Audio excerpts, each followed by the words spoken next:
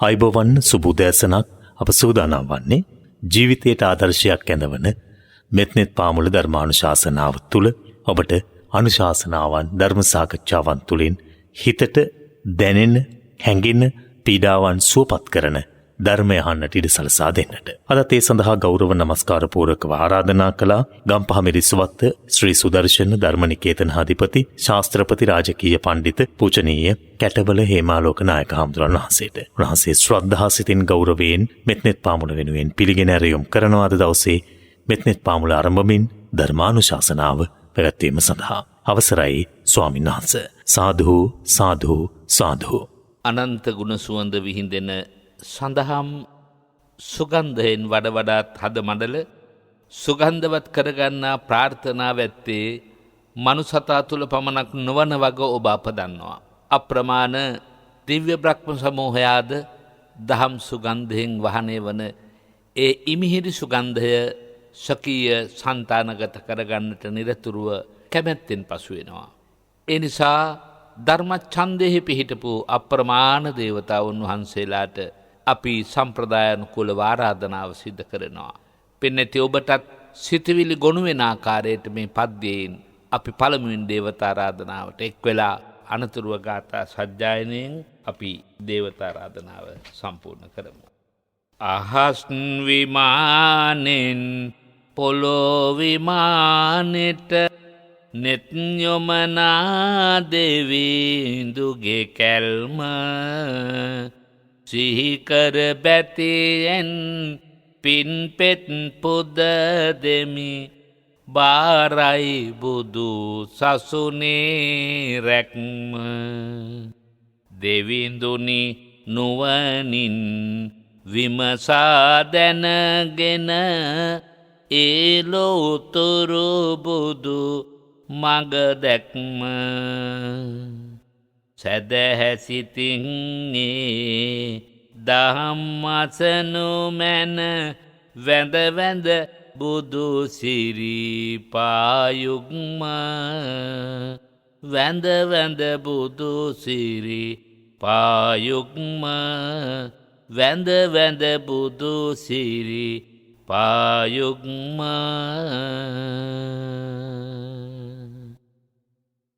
සග්ගේ කාමේච රූපේ ගිරිසිඛර තටේ චාන්තලික්කේ විමානේ දීපේ රට්ටේ ච ගාමේ තරුවන ගහනේ ගේහවත් තුම්හි කෙත්තේ බුම්මාචායන්තු දේවා ජලතල විසමේ යක්ක ගන්ධබ්බනාග තිත්තන්තා සන්තිකේදං මුනිවර වචනං සාධවෝ මේ සුනන්තු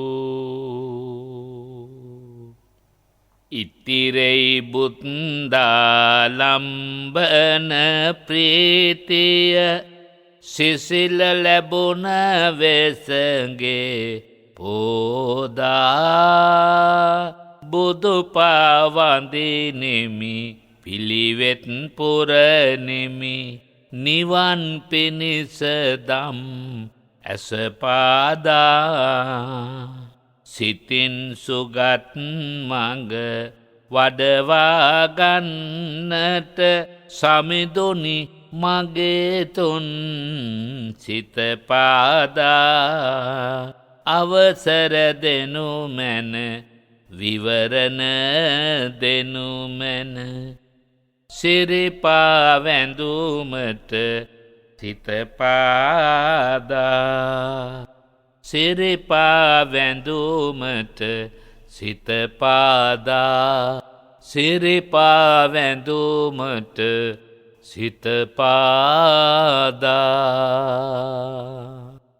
නමෝ තස්ස භගවතු අරහතෝ සම්මා සම්බුද්දස්ස නමෝ තස්ස භගවතු අරහතෝ සම්මා සම්බුද්දස්ස නමෝ තස්ස භගවතෝ අරහතු සම්මා සම්බුද්දස්ස කුසම්හි කුද්දෝතේ අවෙක්කියාන නතාව දණ්ඩං පනයෙයියිස්සරෝ අට්ඨානසෝ අප්පතිරූප මත්තනෝ පරස්ස දුක්ඛාති උදීරයේති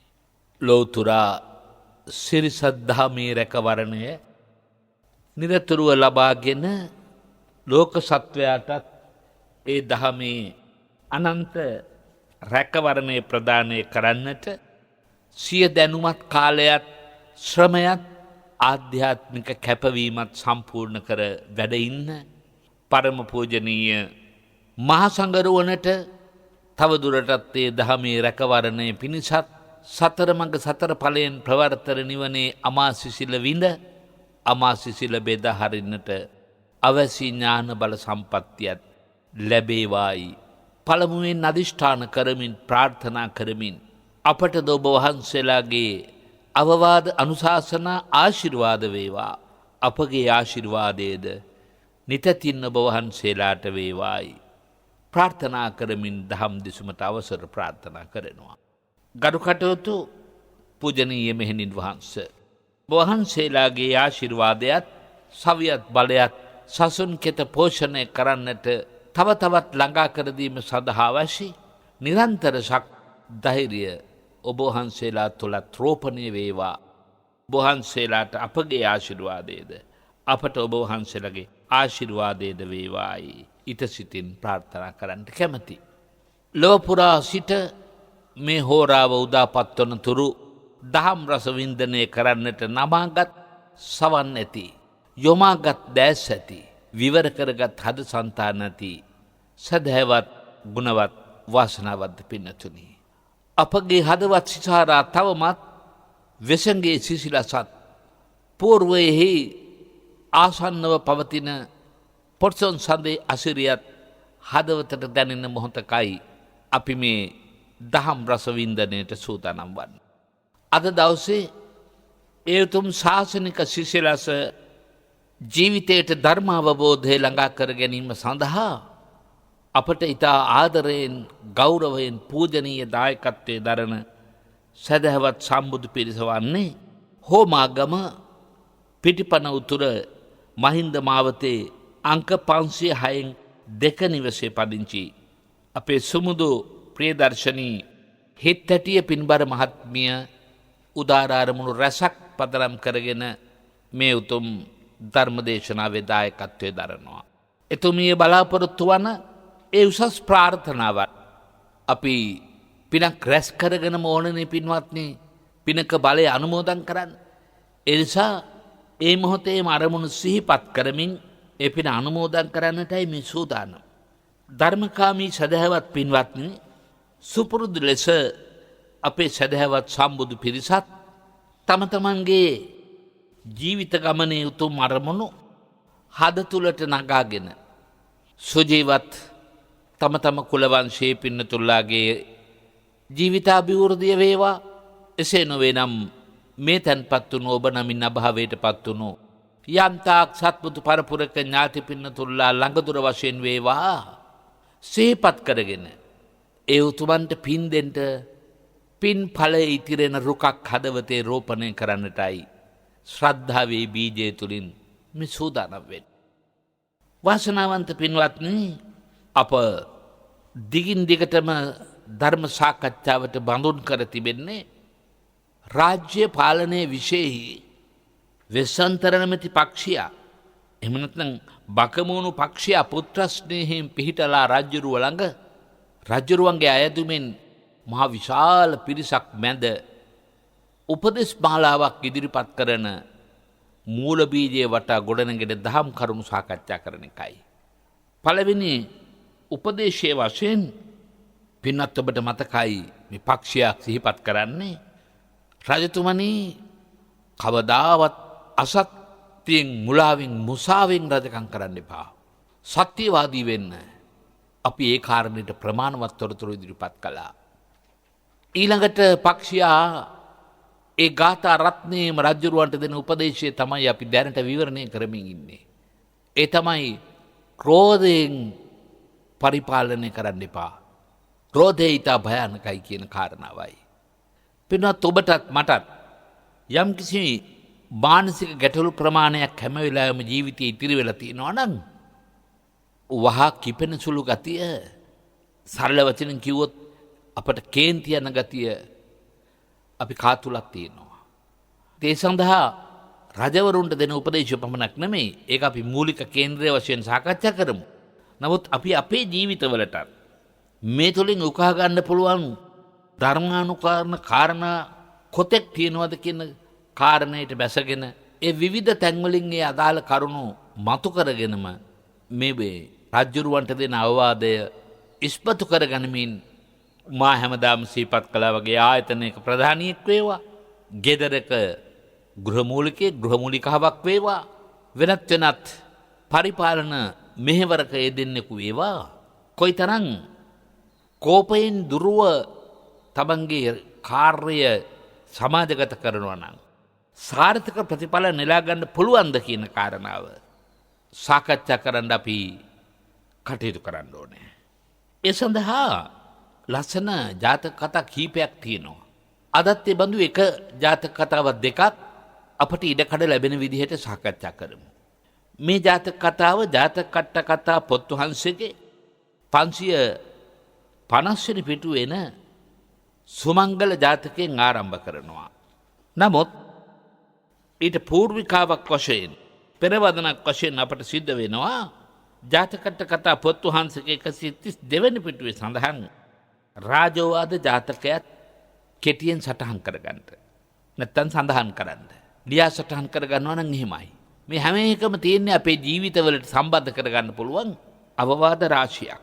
රාජෝවාද ජාතකය මුලට ගත්තොතින් බුදුරජාණන් වහන්සේ දෙව්රම් වෙහෙර වැඩ වාසය කරන කාලේ මේ රාජෝවාද සූත්‍රය දේශනා කළා තියෙනවා. එම දේශනා කළාම ඒ රටේ රජුරෝ බුදුරජාණන් වහන්සේගේ ආයාචනා කරනවා ස්වාමිනීගේ අතීත කතාවකුත් තියෙනවා නම් ඒකත් දේශනා කරන්නකෝ කියලා. අපි ඊට පෙර වර්තමාන කතාව දිහාට හැරිලා බලමු. වර්තමාන කතාව තමයි රාජෝවාද ජාතකය. බුදුරජාණන් වහන්සේ රජුරවන්ට කරපු අවවාදයක් නිමිති කරගෙනයි එතකොට මේ ජාතක කතාව දේශනා කළේ. ඒකේ වර්තමාන කතාව පින්වත් ඔබට මතකයි අපි මේ කතා පෙළට පිවිසුනේ තේසකුණ හෙවත් කුරුල්ලන් තුන්දෙනෙකු දෙන උපදේශමාලාව මූලික කරගෙන කියලා. ඉතින් වර්තමාන කතාව මේ රාජෝවාද ජාතකයට ඒකටත් තියෙන වර්තමාන කතාව. ඒක තමයි ශකුණ ජාතකය. අපි මේ පිළිබඳව දැනට ප්‍රමාණවත් කරුණු ඉගෙනගෙන තියෙනවා. රජුරුව බුදුරජාණන් වහන්සේ ළඟට ආහම ඒ රජුරුව අමතලා බුදුරජාණන් වහන්සේ වදානවා රජතුමනි පෙර රජදරුවෝ පඬිවරුන් කරපු දේශනා අහලා දැහැමින් රාජ්‍ය කරලා අවසානයේ දෙව්ලොව ගියා.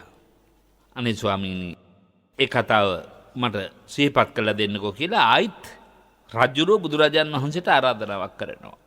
බුදුරජාණන් වහන්සේ වදාරනවා පෙර බරණස් නගරේ සුපුරුදු විදිහටම බ්‍රහ්මදත්ත කියන රජපෙළපතේ රජ කෙනෙක් රාජ්‍ය කරවන කාලේ බෝධිසත්වයන් වහන්සේ බමුණු කුලයක ඉපදිලා ඒ අවශ්‍ය ත්‍රිවේදය ඇතුළු කරගත් ධර්ම ශාස්ත්‍රීය කාරණා මැනවින් ඉගෙනගෙන තවුස් ප්‍රවිද්‍යෙන් පැවිදි වෙලා පංචාභික්ෂණ අශ්ව සමාපatti උපදවාගෙන හිමාලයේ රමණීය බිම් කඩක අසපුවක් සාදාගෙන වනමුල් පළවලින් ආහාර සකස් කරගෙන ජීවත් වෙනවා.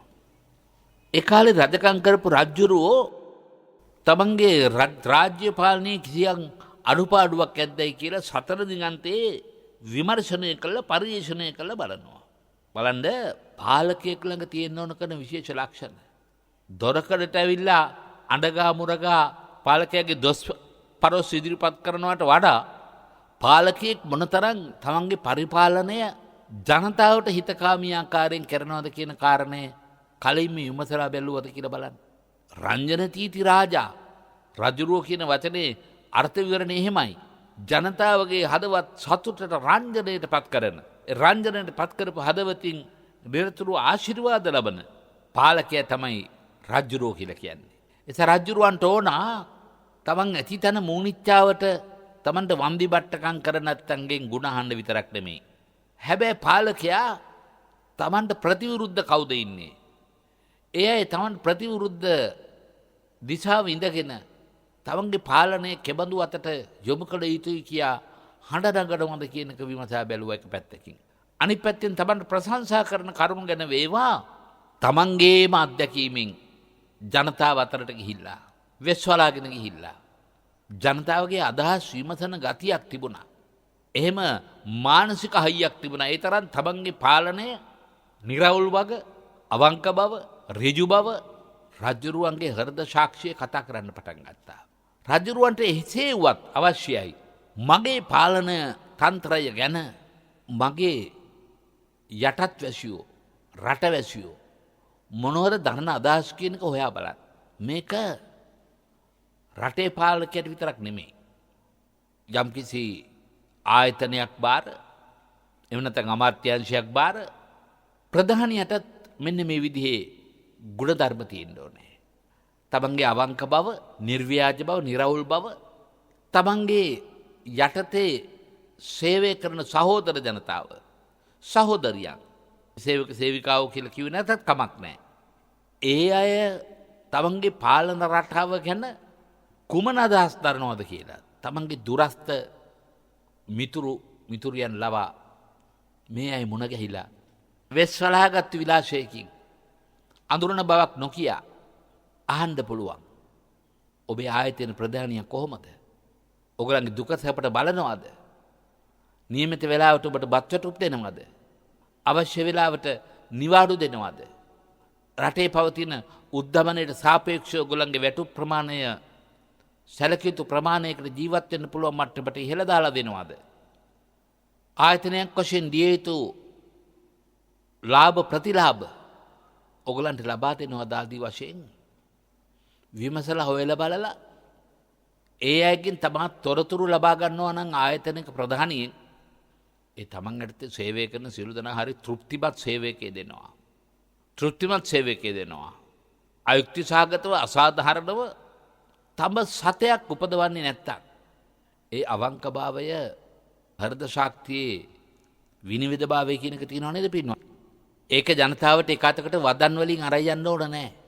අධ්‍යාත්මිකව පුදුමාකාර ඵලයක් තියෙනවා තමන්ගේ අවංකභාවය සත්‍යක්‍රියාවකට නගලා.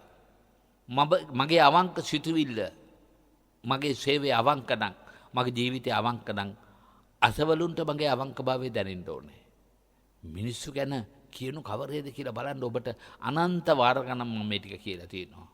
සමහර උවැසියන් පාලකයෝ පාලිතයෝ තමන්ට යම් ආපදා උවදුරු ඇති වුණු අවස්ථාවල් වල ඔවුන් තමන්ගේ ශීල සම්පත්තිය පිළිබඳව සත්‍යක්‍රියා කරලා දෙදෙව්ලොවට අධිපති ශක්‍ර දේවේන්ද්‍රයෝ වාසය කරනවා සත්‍ය නම්, වනස්පති දේවතාවෝ වැඩ ඉන්නවා සත්‍ය නම්, ආරක්ෂාව සලසන දේවතාවෝ වැඩ ඉන්නවා සත්‍යවාදී නම් මගේ හදවතේ අවංක බව පිරිසිදු භවයේ දෙවියන්ට දැනිලා මට අවශ්‍ය විසඳුම, මට අවශ්‍ය සැනසුම ඒ දේවතාවන්ගෙන් ලැබේවා කියලා සත්‍යක්‍රියා කරන්න පුළුවන්, සත්‍යක්‍රියා කළ යුතුයි.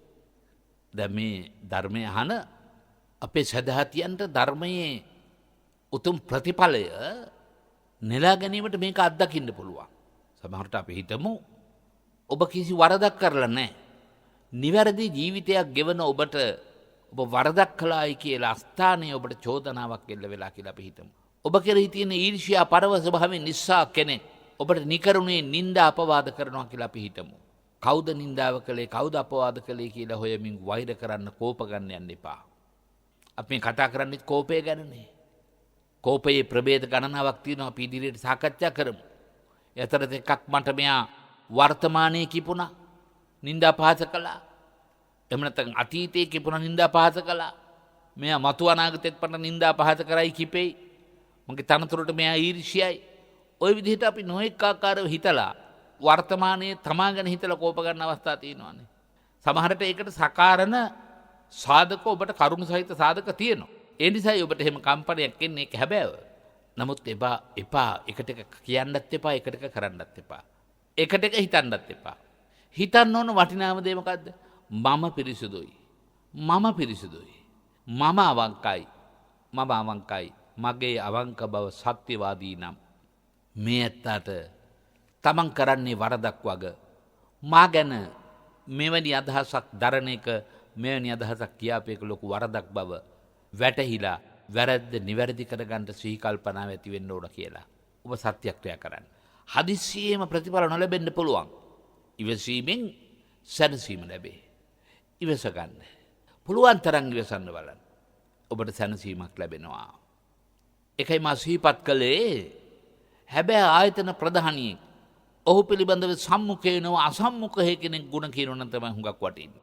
රජුරවන්ට ඕන කළා ජනතාව මගේ පාලනය ගැන මගේ ඉවසීම ගැන මගේ මෛත්‍රිය ගැන හැබෑවටම දරන අදහස් මොනවද කියලා විමසලා බලන්න. පුරාම දෝතයන් හිතුවා. රට ඇතුලේ තමන්ගේ දෝෂයක් දකින කිසි කෙනෙක් නැති බව රජුරවන්ට දැනගන්න ලැබුණා. බලන්න ඒක මොන අභිමානයක්ද කියලා කෙනෙකුට.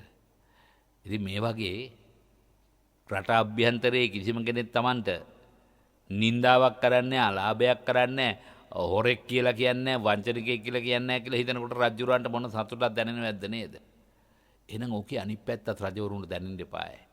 රටේ අභ්‍යන්තර විතරක් නෙමෙයි රටෙන් බැහැරට ගිය රටවල වල ඉන්න අයත් එළියට බහැලා බෝඩ් එකක් අල්ලගෙන කියනවා නම් අපේ රටේ පාලකයා අපේ රටේ ආවලා නංගන් කියලාම හොරෙක් වංචනිකයෙක් කියලා එයාට මොනතරම් මානසික පීඩාවක් එන්න ඕනද නිවැරදි විදිහට. නමුත් එබඳු ඉදිරිපත් කරන අය කෙරෙහි යථාර්ථය කතා කරන අය කෙරෙහි කෝපාවිෂ්ඨ වීම හෝ පලිගන්න කල්පනා කිරීම හෝ තමයි රජවරුන්ගේ බොහෝ වෙලාට යුතුයකම.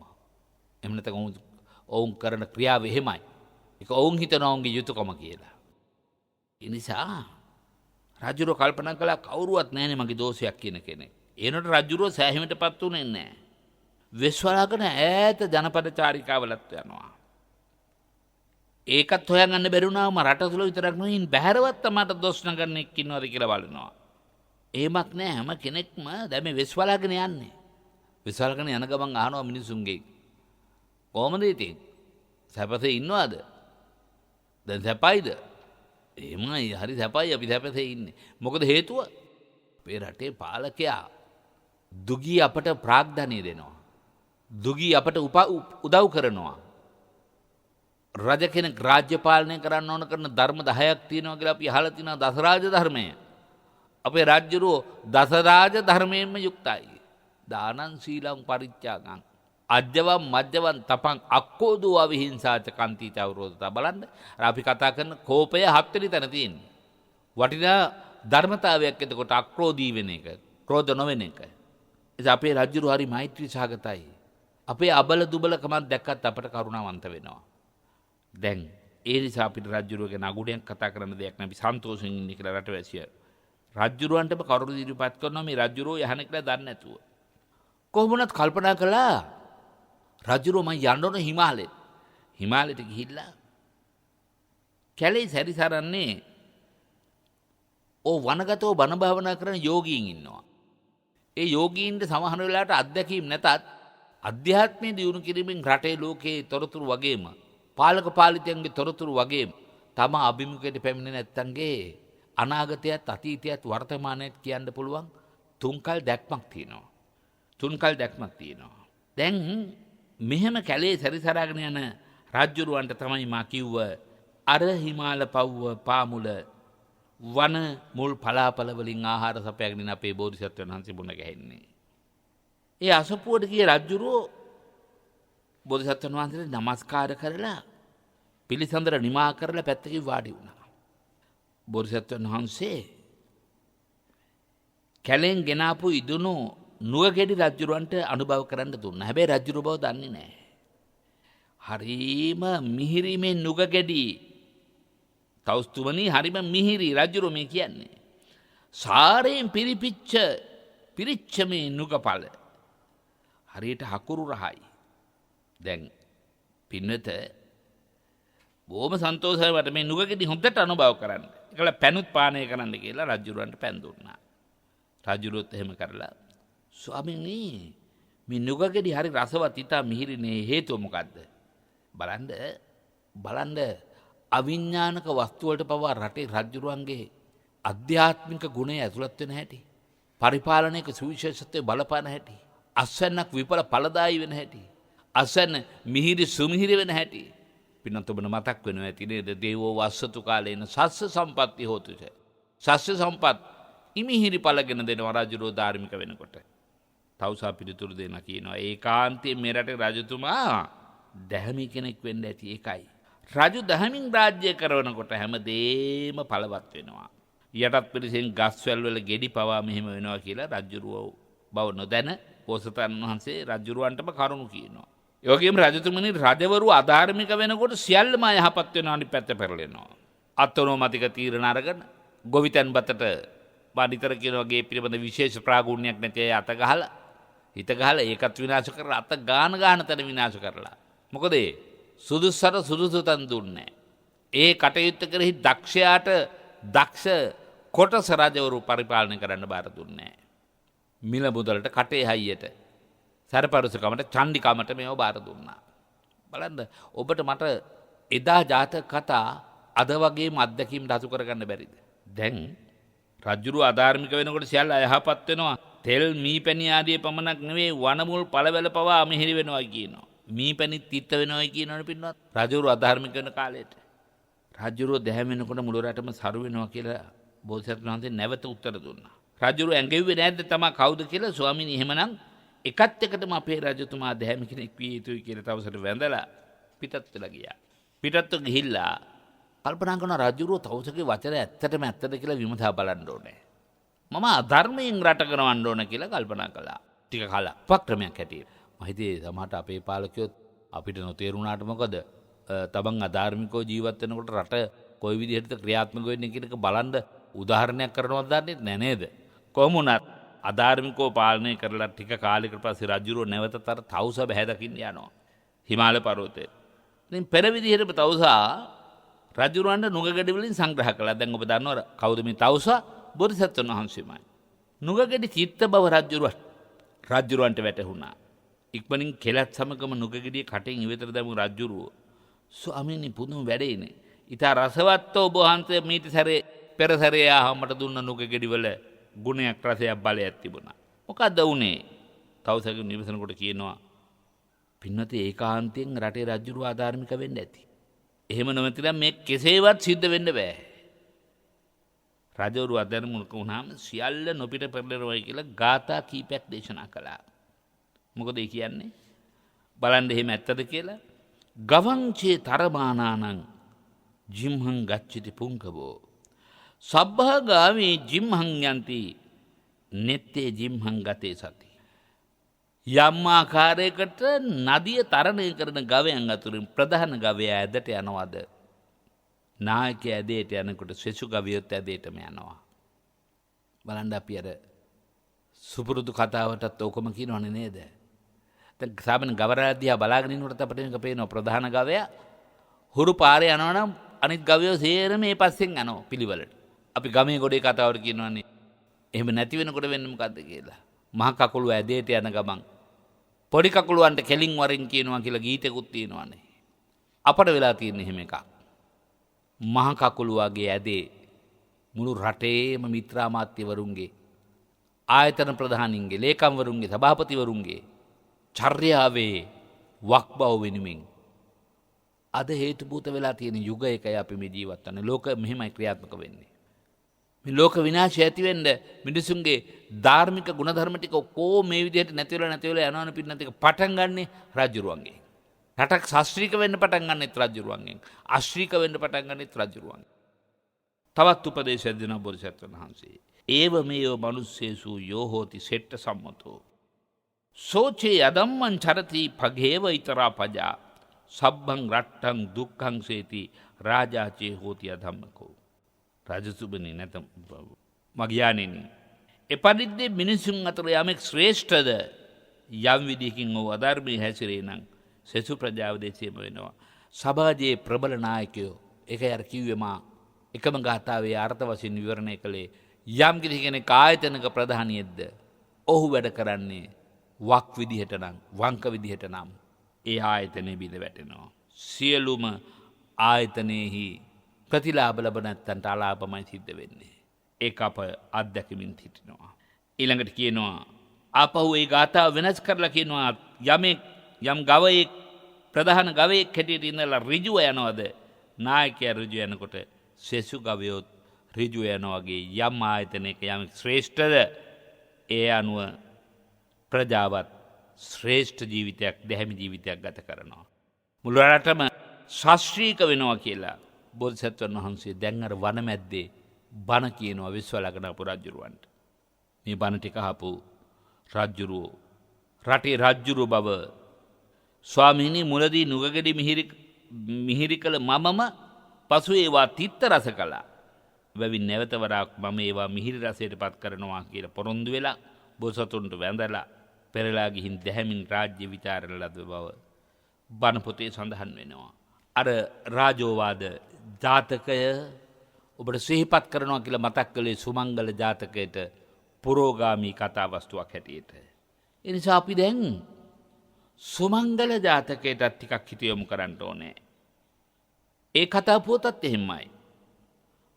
බබදත් රජුරෝ දැහැමින් රාජ්‍ය කරනකොට අපේ බෝධිසත්වයන් වහන්සේ රජුරුවන්ගේ අගමේසියගේ කුසේ ඉපදුනා. බෝධිසත්වයන් වහන්සේ මේ භවගාමී සංසාරයේ ගමන් කරනකොට තියෙන සුවිශේෂ ලක්ෂණයක් එකක් පින්වත්නි. සත්ත්ව කුලයක උපන්නත් එහි ප්‍රමුඛයා ප්‍රධානියා දක්ෂයා කුසලතාපූර්ණ සත්වයා බෝධිසත්වයන් වහන්සේමයි. පින්වත්නි රටක වේවා ආයතනයක වේවා යම් සමූහයක් මැද්දේ වේවා යමක කැපී පෙනෙන ලක්ෂණින් යුක්ත නම් ඒ අගබව ලබන්න නිකම් බෑ. අග්‍රාකාරයේ පින්කම් කරගෙන තියෙන්න ඕනේ. අග්‍රාකාරයේ පිනට ලැබෙන পদවිය තියනව නේද? කාටවත් මොනියම්ම ක්‍රමයකින්වත් ඒක හොලවන්න බෑ.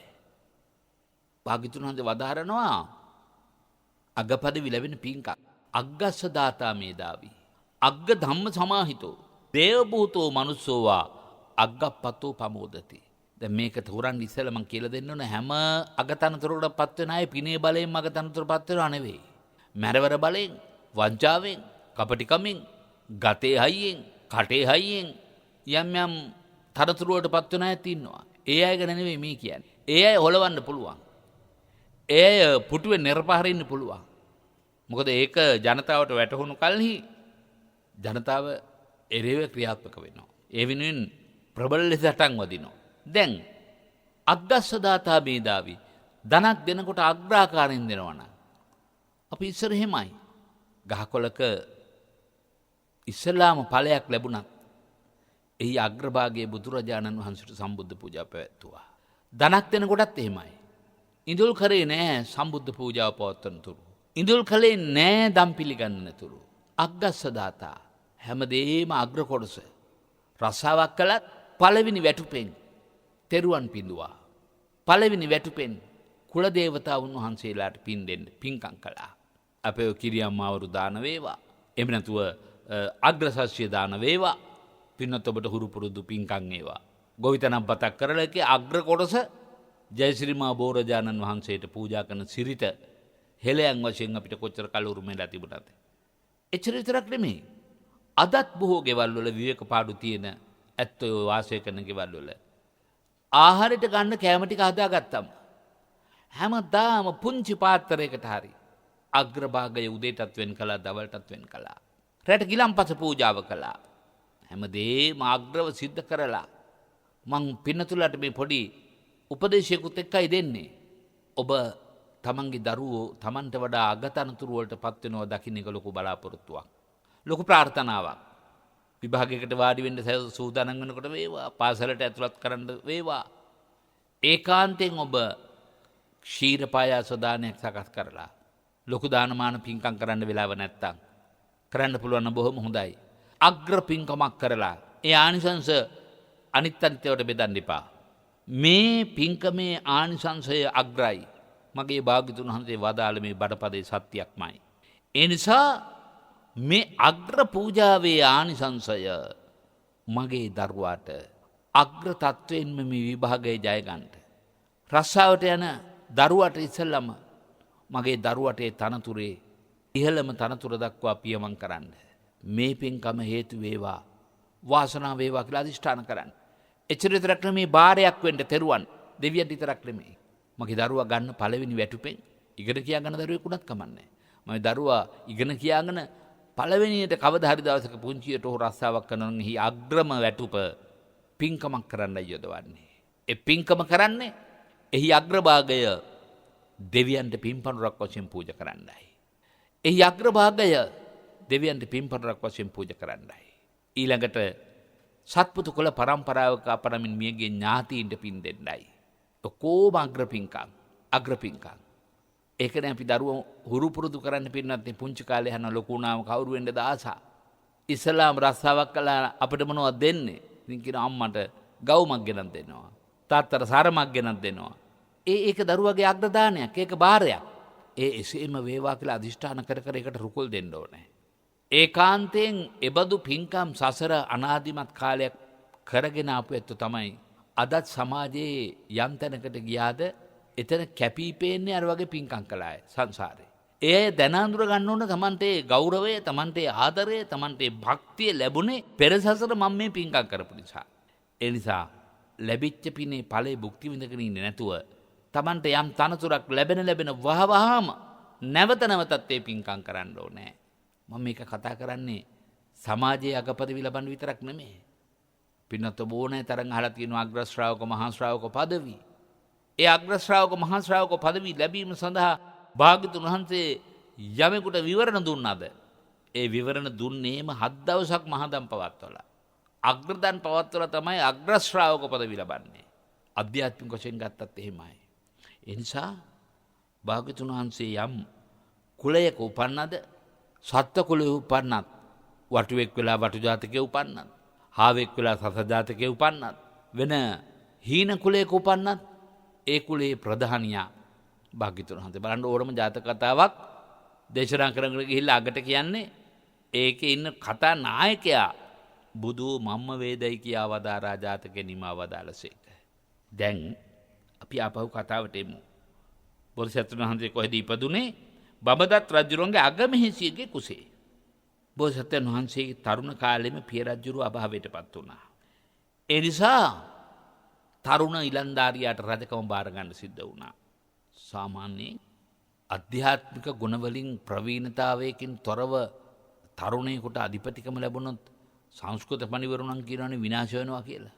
පුද්ගලයෙක් විනාශ වෙන කරුණු කීපයක් තියෙනවා කියනවානේ.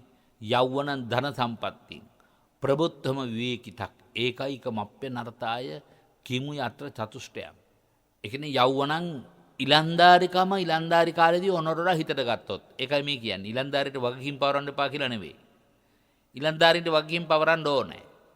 හැබැයි අත්දැකීම් වලින් මුහුකුරා ගිය කෙනෙක් නිතරම උපදේශක තනතුරේ ඉන්නත් ඕනේ. නැත්නම් ඉලන්දාරිය හිතුවක්කාර තීරණ ගන්නවා. පාලනයේදී වුණත් එහෙමයි. ඉලන්දාරිකමට වැඩි ඈත බලන්නට හිතක් පහළ වෙන්නේ නැහනේ. තමන් හරි කියන තැනක් ඉන්නවනේ. තමන් සියල්ල දන්නවා කියන තැනක් ඉන්නවනේ. ඒක පාලනය කරන්න තමයි වැඩිහිටි අධ්‍යක්ීම් සහිතයගේ උපදෙස් ඕනේ. යෞවනං කිව්වේ ඒකයි. ධන සම්පත්තියෙන් ඕනට වඩා සල්ලි මිල මුදල්ලත් ඒක ඇවසෙනවා නම් ඒත් කෙනෙකුගේ විනාශය. ප්‍රභූත්වයේ නායකත්වයේ හම්බෙනවා නම් ඒත් එහෙමයි. සුදුසු නැති වෙලාවේ. සුදුසුකම් ලබන්න ඉස්සෙල්ලා යම් කිසි තැනක ප්‍රභූත්ව වෙනවා නේද? එයා හිතනවා මං ඉතින් සියල්ල සම්පූර්ණයි. මායට තමයි සියල්ල වැඩ කරන්න ඕන කියන පටු අදහසට එනවා. ප්‍රභූත්වම විවේකිතක්. මොකද කරන්නේ? විශේෂ වැඩක් නැහැ. ඔහි ඉන්නවා කියලා හිතනවා නේද? ඒ විවේකව ඉන්න මිනිහත් විපතටපත් වෙනවා. ඒවා පිළිබඳ විවරණයක් කරන්න වෙලාව නෙමෙයි. නමුත් බෝධිසත්ව වහන්සේම නෙමෙයි. සසර පුරුදු වුණු පුහුකුරා ගිය මහා ඥාන සම්පත්තියක් ඇති කෙනෙක්. හැම භවයකම මහෞෂධ පණිවරයෙක් කිව්වොත් ඒක කිසි වැරද්දක් නෑ. මේ ඉලන්දාරි වයසේ රජකම බාර ගන්න සිද්ධ වෙච්ච බෝධිසත්වයන් වහන්සේ මහදන් පවත්වමින් ධාර්මිකව සාමයෙන් මේ රටේ රජකම විසඳගෙන යනවා. දැන් මේ සුමංගල ජාතකයේ ඔබට නැවත විස්තර කරන්න. එතුමාට හිටියා හොඳ උයම්පල්ලේ. දැන් මේ කෝප ගන්න නැතු වෙන එකේ වටිනාකම ගැන කියන්නයි මේ කතා ප්‍රවෘත්තිය කියන්නේ. ඒ උයම්පල්ලගේ නම තමයි සුමංගල. දැන් උයම්පල්ලගේ නමින් තමයි එතකොට මේ ජාතක කතාව යන්නේ ජාතක කතාවේ නායකයා සුමංගල. මේ අතර නන්දමූල කියන පර්වත ප්‍රාන්තයේ පසේ බුදුරජාණන් වහන්සේ නමක් එතනින් නික්මල චාරිකාවේ සැරිසරනවා. එහෙම සැරිසරන ගමන් බරණැස් නුවරට වැඩියා. බරණැස් රජුරවන්ට අයිති මඟුල් උයනේ. ඒ කිව්වේ බෝධිසත්වයන් වහන්සේට අයිති මඟුල් උයනේ. බෝධිසත්ව රජුරවන් නවාතැන් ගත්තා. උන්වහන්සේ පහුවදා පින්නපාතේ වැඩියා නගරේ. උන්වහන්සේ දැක්ක රජුරෝ හරියට පැහැදුනා පසේ බුදුරජාණන් වහන්සේගේ ඇවතුම් කෙරෙහි පැවතුම් කෙරෙහි නැවතුම් කෙරෙහි. එහෙමනේ පින්නත්දී භාග්‍යතුන් වහන්සේ අපට වදාළන්නේ. භික්ෂූන්ට උනත් වදාලා. මොකද්ද? ඔබ වහන්සේලා අප්පසන්නානං වාපසාදාය. ඔබ වහන්සේලාගේ ඇවතුම් පැවතුම් නැවතුම් අයුක්තියට අසාධාරණයට උනත් ඔබ වහන්සේලා කියන කතා වේවා. ඔබ වහන්සේලාගේ ක්‍රියාකාරකම් වේවා. බොහෝම ශ්‍රද්ධාවෙන් ශ්‍රද්ධාව පිරිහෙලන්නේ නැතුව ඔබ වහන්සේලාට ඉදිරිපත් කරන්න පුළුවන් වෙන්න ඕනේ. අතපය දිගු කරමින් විසි කරමින් කතා කරන එක ඔබ වහන්සේලාට යොතු නැහැ. අන්න බලන්න භාග්‍යතුන් වහන්සේ අපිට අපේ උපදේශක තනතුර පිළිබඳව දේශනා කරපු කාරණා. අප්පසන්නානං වා පසාදාය පසන්නානං වා බිහියෝ භාවය. පැහැදුණු අයගේ පැහැදීම වැඩි දියුණු කරන්නත් නොපැහැදුණු අයගේ පැහැදීම ඇති කරන්නත් ඔබ වහන්සේලා කටයුතු කරන්න ඕන කියලා උපදෙස් දුන්නා. දැන් මේ පසේ බුදුහාමුදුරුවෝ දැකලා අතිශයින්ම පැහැදිච්ච රජුරු රජමඳුරට වඩම්මගෙන ගිහිල්ලා සිංහාසනේ වඩා ඉඳවලා නොයෙක් රස ඇති කෑම බීම භෝජන වළඳවලා උන්වහන්සේගෙන් අනුමෝදනාව ඇහුවා. ඒ අනුමෝදනාවෙන් රජුරෝ තවදුරටත් ප්‍රසන්න භාවයට පත් වුණා. තවදුරටත් උයනෙම වැඩ හිඳින්න කියලා උන්වහන්සේට ආරාධනා කළා. අනතුරුව රාජකීය පිරිස සමග පසේ බුදුහාමුදුරුවෝ මඟුල් උයන වෙත පිටත් කරලා රජුරුවත් පහවදා උදේ ආහාරය භුක්ති විඳලා එවලෙම උයනට ගිහිල්ලා පසේ බුදුහාමුදුරන්ට පහසුව සකස්වුවා. පහසුව පිණිස රාත්‍රී ස්ථානය වෙනම රාත්‍රී කාලයේ සැතපෙන්නට විවේක ගන්නට දිවා ස්ථානයේ බණ භාවනාදී කරන්නට කෙනෙක් පැමුණුනොත් සෙත් සාන්ති ප්‍රාර්ථනා කරන්නට නැත්නම් යත්තන්ට බණ දහම් කියලා දෙන්නට සියලු තැන් සකස් කරලා දුන්නා. පින්වත් එදා මෙන්ම අදත් පින්වත් ඔබට අර සංඝාවාසයක් කළොත් සියල්ල දුන්නා හා සමාන ආනිසංසයක් ලැබෙනවා කියනවානේ. ඒ වගේ පුදබිමක ඔබ යම් කොටසක් කළත් අඩු ගානේ සක්මන් මළුවක් හැදුවත් අඩු ගානේ උළු කැටයක් අරන් දුන්නත් ගඩොල් කැටයක් අරන් දුන්නත් කැඩෙන බිඳුන තන පිළියෙල කරන්න මොන යම් ආකාරයේ උදව්වක් කළත් ඒ බලවත් වූ ආනිසංසය ඔබටත් ලැබෙනවා. ද රජුරෝ බලවත් ආනිසංස ලබන්න විතර කැමති කෙනෙක්. තින්නම් භික්කවේ සම්මුඛී භාව සද්දෝ කුල පුත්තෝ බහම් පුඤ්ඤම් පසෝත්. දැන් පසේ බුදුරජාණන් වහන්සේට වැඩ ඉන්නවා. රජුරවන්ට රාජකීය පදවියක් තියෙනවා. ඒ නිසා රජුරවන්ට යම් කිසි ධන භෝග සම්පතකුත් භව භෝග සම්පතකුත් තියෙනවා. ශ්‍රද්ධාවෙන් පිරිච්ච හිතකුත් තියෙනවා. මේ කරුණු තුන මුල් කරගෙන රජුරෝ බලවත් පින්කම් කරනවා. දැන් පසේ බුදුහාමුදුරන්ට වැඩ ඉන්න හරිම ලස්සන පන්සලක් ඉදි කළා. කොහෙද? රාජ උයනේ උද්‍යානයේ. දැන් සුමංගල කියන උයන් පල්ලට තමයි පසේ බුදුරජාණන් වහන්සේට ආවතේවකම් කරන්න බාර දුන්නේ. එහෙන් බාර දීලා රජුරෝ ඉතින් රාජකීය වැඩ රාශියක් තියෙනවා පරිපාලනීය වැඩ. රජුරෝ රජවැඳුරට පැමිණියා. පසේ බුදුරජාණන් වහන්සේත් එතෙන් පටන් නිරන්තරයෙන්ම රජමැඳුරට වැඩි යදම් වල දන්න. බොහෝ කාලයක් එහි වාසය කළා. සුමංගල උයන් පල්ලගෙමුත් නොයෙක් උපස්ථාන ලැබලා උයන් පල්ලත් බොහෝ වගකීමක් හැටියට හිතට අරගෙන මේ පසේ බුදුරජාණන් වහන්සේට අප උපස්ථාන කළා. දවසක් පසේ බුදුහාමුදුරුවෝ කතා කරනවා සුමංගලට උයන් පල්ලට කතා කරලා කියනවා මම හුඟ කාලෙකින් අපේ ගම් දනව්වට වැඩම කළේ නෑ. ඒ නිසා මට පොඩ්ඩක් ගමට ගිහිල්ලා එන්න ඕනේ. ඊට පස්සේ නැවත මම මෙහි එනවා. ඔබ මේ කාරණේ රජුරවන්ට දැනුම් දෙන්න කියලා. එතන පිටත් වෙලා වැඩම කළා. දැන් පසේ බුදුහාමුදුරුවෝ නික්මෑම ගැන රජුරවන්ට විස්තර සහිතවම කරුණු කිව්වා රජතුමනි. පසේ බුදුහාමුදුරුවෝ මෙහෙම වැඩියා. ගමට වඩින්න ඕන කියලා වැඩම කළේ. ආපහු වඩිනවයි කියලා ඔබ වහන්සේට පණිවිඩය කියන්න කිව්වා. රජුරෝ හොඳයි.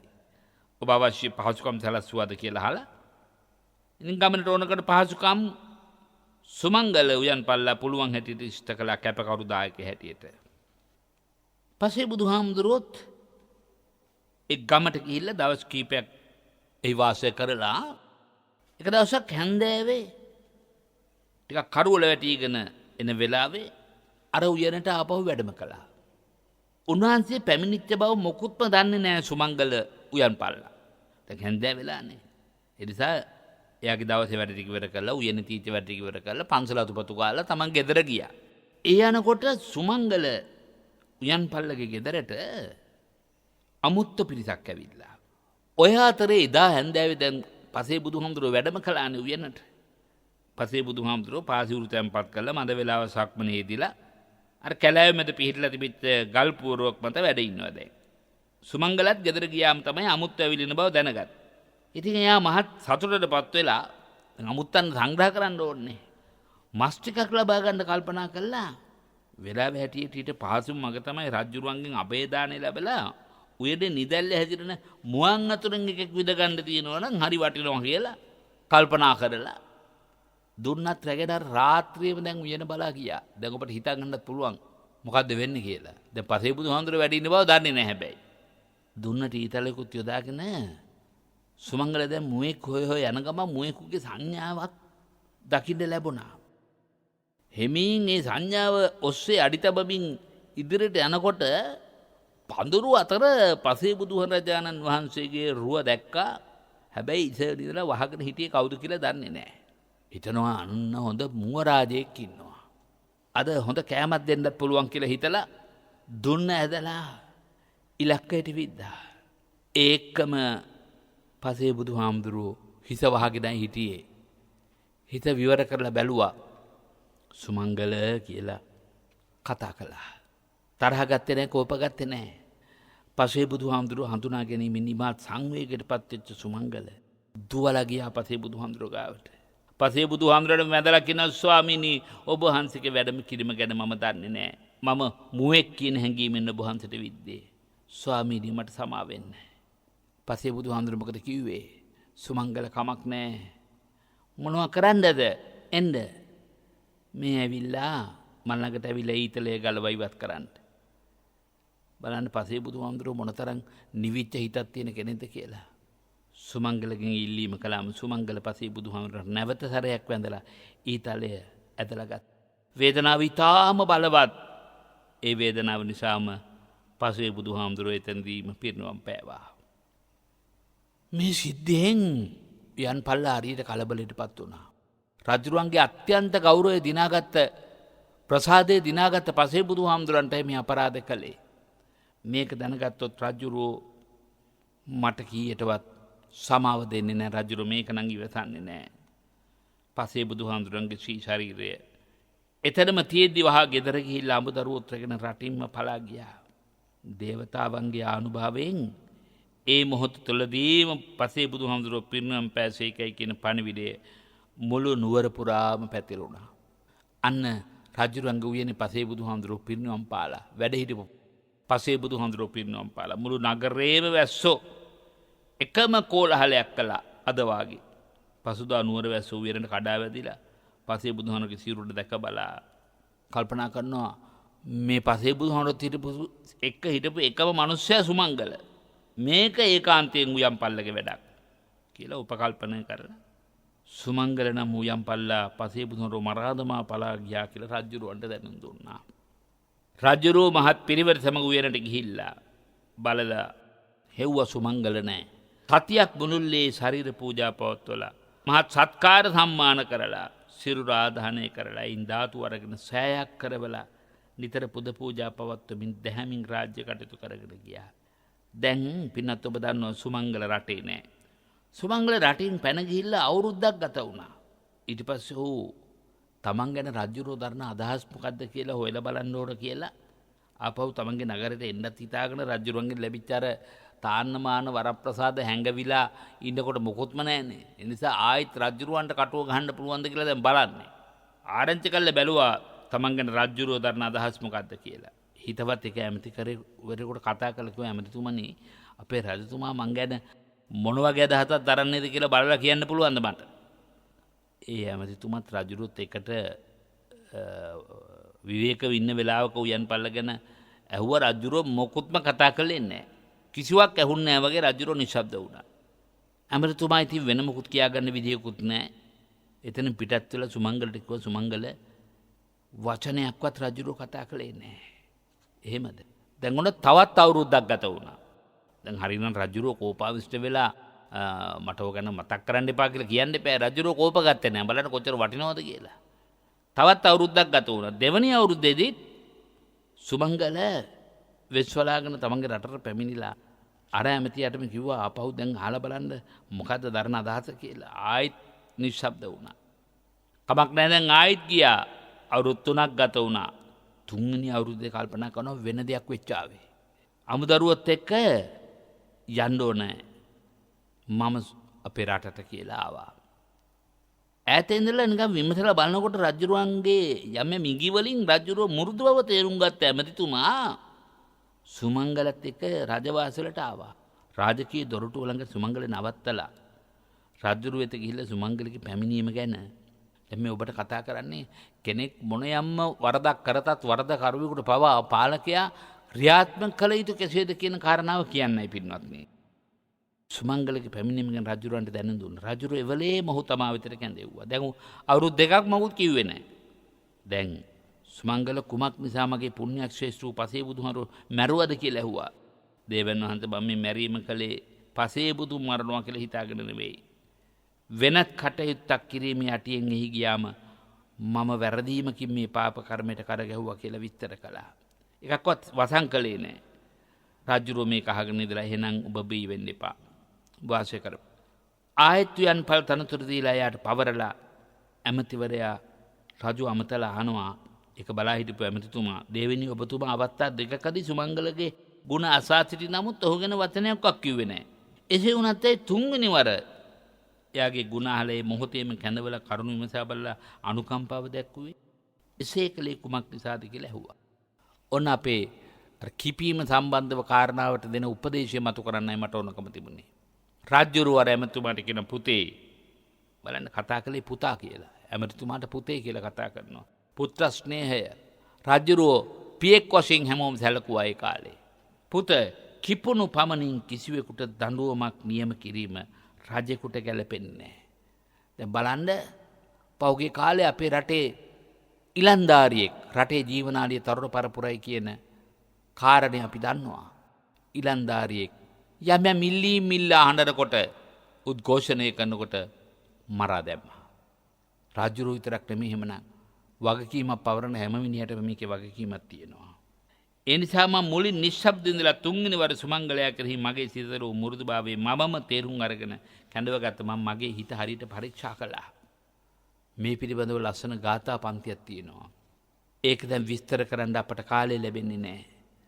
අපි ඊළඟ ධර්ම දේශනාවේ ආරම්භයේට ඒක එකතු කරන්න හිතාගෙන මේ උතුම් ධර්ම දානමේ පින්කමේ ශක්තියෙන් ඔබට ජීවිතයට එකතු පහදා කරගන්න යම්කිසි ආධ්‍යාත්මික ගුණ වගාවට වමනා කරන ගුණ පෝෂණයක් ලැබුණා නම් එය අද දායකත්වයේ දරුවෝ පින්නතුල්ලාගේ මෙන්නම දේශකයන් වහන්සේ හැටියට අපගේ මෙවැනි ගුවන් විදුලි කාලහොරාවක් ආදර ගෞරවයෙන් වෙන් කරලා ධර්ම දානමේ පින්කම බලාපොරොත්තු වන්නා වූ ආනිසංස බලාපොරොත්තු වන්නා වූ net FM ගුවන් විදුලියටත් විශේෂයෙන් අපි සෙත් අධිෂ්ඨාන කරමින් අද දවසේ අපට ඒ සඳහා ශක්තිය දායකත්වයේ දරන හෝමාගම පිටිපන උතුරේ මහින්ද මාවත්තේ අංක 506න් 2 නිවසේ පදිංචි සුමුදු ප්‍රියදර්ශනී හිත් ඇටිය පින්වත් මහත්මියනි ඔබතුමිය ප්‍රාර්ථනා කර පරිද්දෙන් අභාවයට පත්වුණු සුමිත්‍රා පෙරේරා මහත්මිය නන්දසිරි ප්‍රේමරත්න මහත්මයා ජී.ඩී. දිනෝරිස් මහත්මයා අමරවංශ පෙරේරා මහත්මයා ඉන්ද්‍රදාස් පෙරේරා මහත්මයා ජයන්ත හිත් ඇටිය මහත්මයා ජෝර්ජ් පෙරේරා යන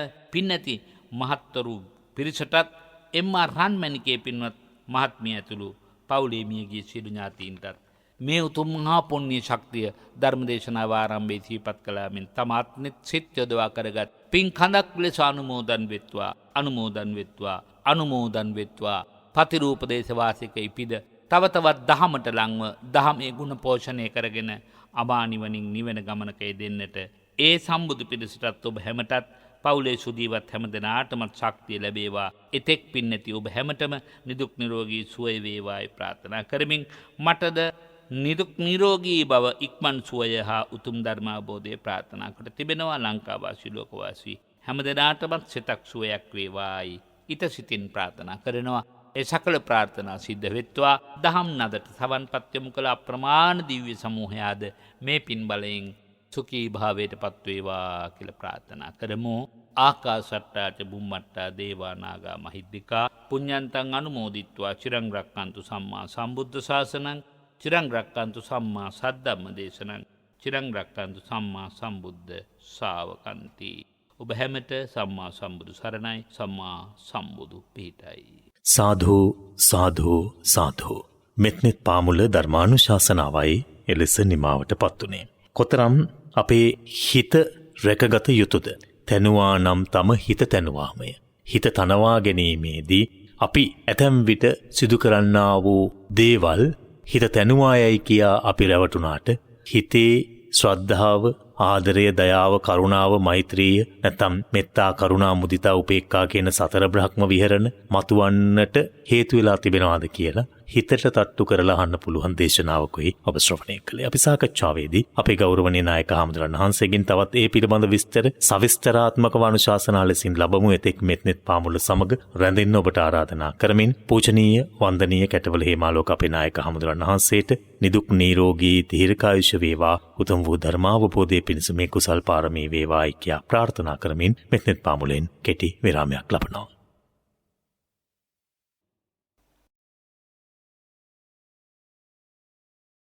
අපි නැවත සූදානම් වෙන්නේ ධර්ම සාකච්ඡාව ආරම්භ කරන්න මෙත්නෙත් පාමුලේ. වෙසක් පුර 15ක පොහොයක් ගෙවිලා ඒ වෙසක් සුවඳ, වෙසක් සිරිය හිතෙහි තිබෙනවා බුදුරජාණන් වහන්සේ පිළිබඳව අප්‍රමාණ ගෞරවයක් ඇති හැම දෙනාගේම. එනිසා ලෝතුරු තථාගතයන්න් වහන්සේ නමක් ලෝකයට පහළ වීම පිළිබඳව අපූර්ව වූ පුවත අපේ කන වැකෙන්නේ. ඒ වගේම ඒ උතුම් වූ බෝධිසත්වයන්න් වහන්සේ නමක් මෙලොව එළිය දුටුවායි කියන සුභාරංචිය ලෝකේ පතල වෙන්නේ ලෝතුරු තථාගත බුදුරජාණන් වහන්සේ සම්බුදු කෘත්‍ය නිම කරලා අනුපාදිශේෂ පරිනිර්වාණ ධාතුවෙන් පිරිනිවාය කියන සංවේගජනක පුවත අපේ හිතට ඇතුළත් වන දිනය තමයි පුර 15ක පොහොව දවස, වෙසක් පුර 15ක පොහොව දවස. ඉතින් මේ පුර 15ක පොහොයෙන් එළඹි සතිය තුල ආමිස ප්‍රතිපත්ති පූජාවන් දිගින් දිගටම සිදු කරලා ඓතිහාසික කූරගල පුදබිමේ ඉඳලා අපි වෙසක් වෙනුවෙන් මාධ්‍ය ආයතනයක් විදිහට අපිට කරන්නට පුළුවන් උපරිම දේ තමයි බුදුරජාණන් වහන්සේ පෙන්වා දුන්නු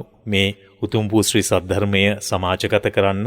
ඒ වගේම පින් කුසල් වැඩෙන මාර්ගයේ අපේ බෞද්ධ ශ්‍රාවකයන් හික්මවන්නට අපි ඒ වෙනුවෙන් තමයි කූරගල පුදබිමේ ඉඳලා පුරා සතියක් ඔබට ආමිස පූජාවන්, ප්‍රතිපත්ති පූජාවන් සමීප කරවන්නට යෙදුනේ. එහිදී විශේෂයෙන්ම ප්‍රතිපත්ති පූජාවට අපට මුල් තැන දෙන්නට හැකියාව ලැබුණ සෑම දිනයකම පුර 15ක පොහොව දවසේ සජීවී වැඩසටහන්, සීල සමාදාන පින්කම් මාලාව පවත්වලා ඊට පසු දිනයත් එලෙසින්ම අෂ්ටාංග ශීලය සමාදන් වුණු අපේ ශ්‍රාවක පිරිස් ඒ සඳහා යොමු කරලා ඊට පසු සෑම දිනයකම සවස් 6 ඉඳලා රාත්‍රී 9 දක්වා අඛණ්ඩව පූජාවන්, ධර්මදේශනාවන් සිදු කරලා අපේ ජීවිතයට ධර්මය කියන උතුම් පණිවිඩය හැම මොහොතකම කනවැකෙන අවස්ථාවන් උදාපත් කරන්නට අපට හැකියාවක් ලැබුණේ. එහිම දිගුවක් වශයෙන් මා දකින මේ දේශනාවත් මෙත්නෙත් පාමුලේදී අපේ පූජනීය නායක හාමුදුරන් වහන්සේ විසින් සිදු කරපු මේ දේශනාව තුළ බුදුරජාණන් වහන්සේගේ උතුම් බෝධිසත්ව ගුණයන් පිළිබඳ ඉස්මතු වෙන දේශන මාලාව.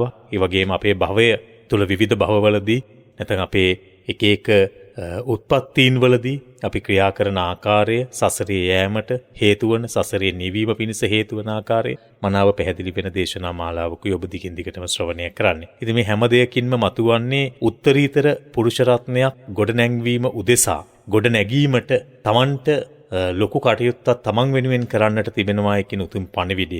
ඒ සඳහා පූර්වාදර්ශී චරිතය ලෝතුරු තථාගතයන්න් වහන්සේ මුල තබාගෙන අපේ ගෞරවනීය ස්වාමීන් වහන්සේලා මේ පහදා දෙන ධර්මය ඔබේ හිතේ සැනසීම උදාපත් කර දෙනුවස් විශේෂ හේතුවක් බවට පත් වෙනවා. ඉතින් මේ ධර්ම දේශනාව අහලා සැනසීලා හිත සුවපත් කරගෙන අපි ධර්ම සාකච්ඡාවේදී අපේ පූජනීය නායක හාමුදුරන් වහන්සේ අභිමුව සිට තවත් දහම් අසන්නට සූදානම් වෙමු. මොකද මම මෙහෙම කියන්නේ ගුවන්විදුලියේ ඉස්සරහා ඉන්නවා කියන්නේ අපේ කැටවල නායක හාමුදුරන් වහන්සේ ඉදිරිපස වාඩි වෙලා බණ අහනවා වගේ හැඟීමක් අපේ ශ්‍රාවකයන්ට තිබෙනවා. බොහෝ දෙනෙක් අපට බොහොම සතුටින් කතා කරලා කියන්නේ මටම කියපු බණක් මේ කිව්වේ කියලා. ඉතින් ඒ නිසා වෙන්නට ඇති හැමදේම අපේ ජීවිතයට වැදගත් අර්ථවත් වූ අසමාජීය කටයුතු වලදී අවශ්‍ය වන්නා වූ මඟ පෙන්වීමකුත් මේ ධර්මානුශාසනාවන් තුල අන්තර්ගත කරන්නට අපේ හාමුදුරන් වහන්සේ අමතක කරන්නේ ඊට හේතුව ලෞතුරු තථාගත ධර්මය තුන් කාලයටම එකසේ ගැලපෙන නිසා.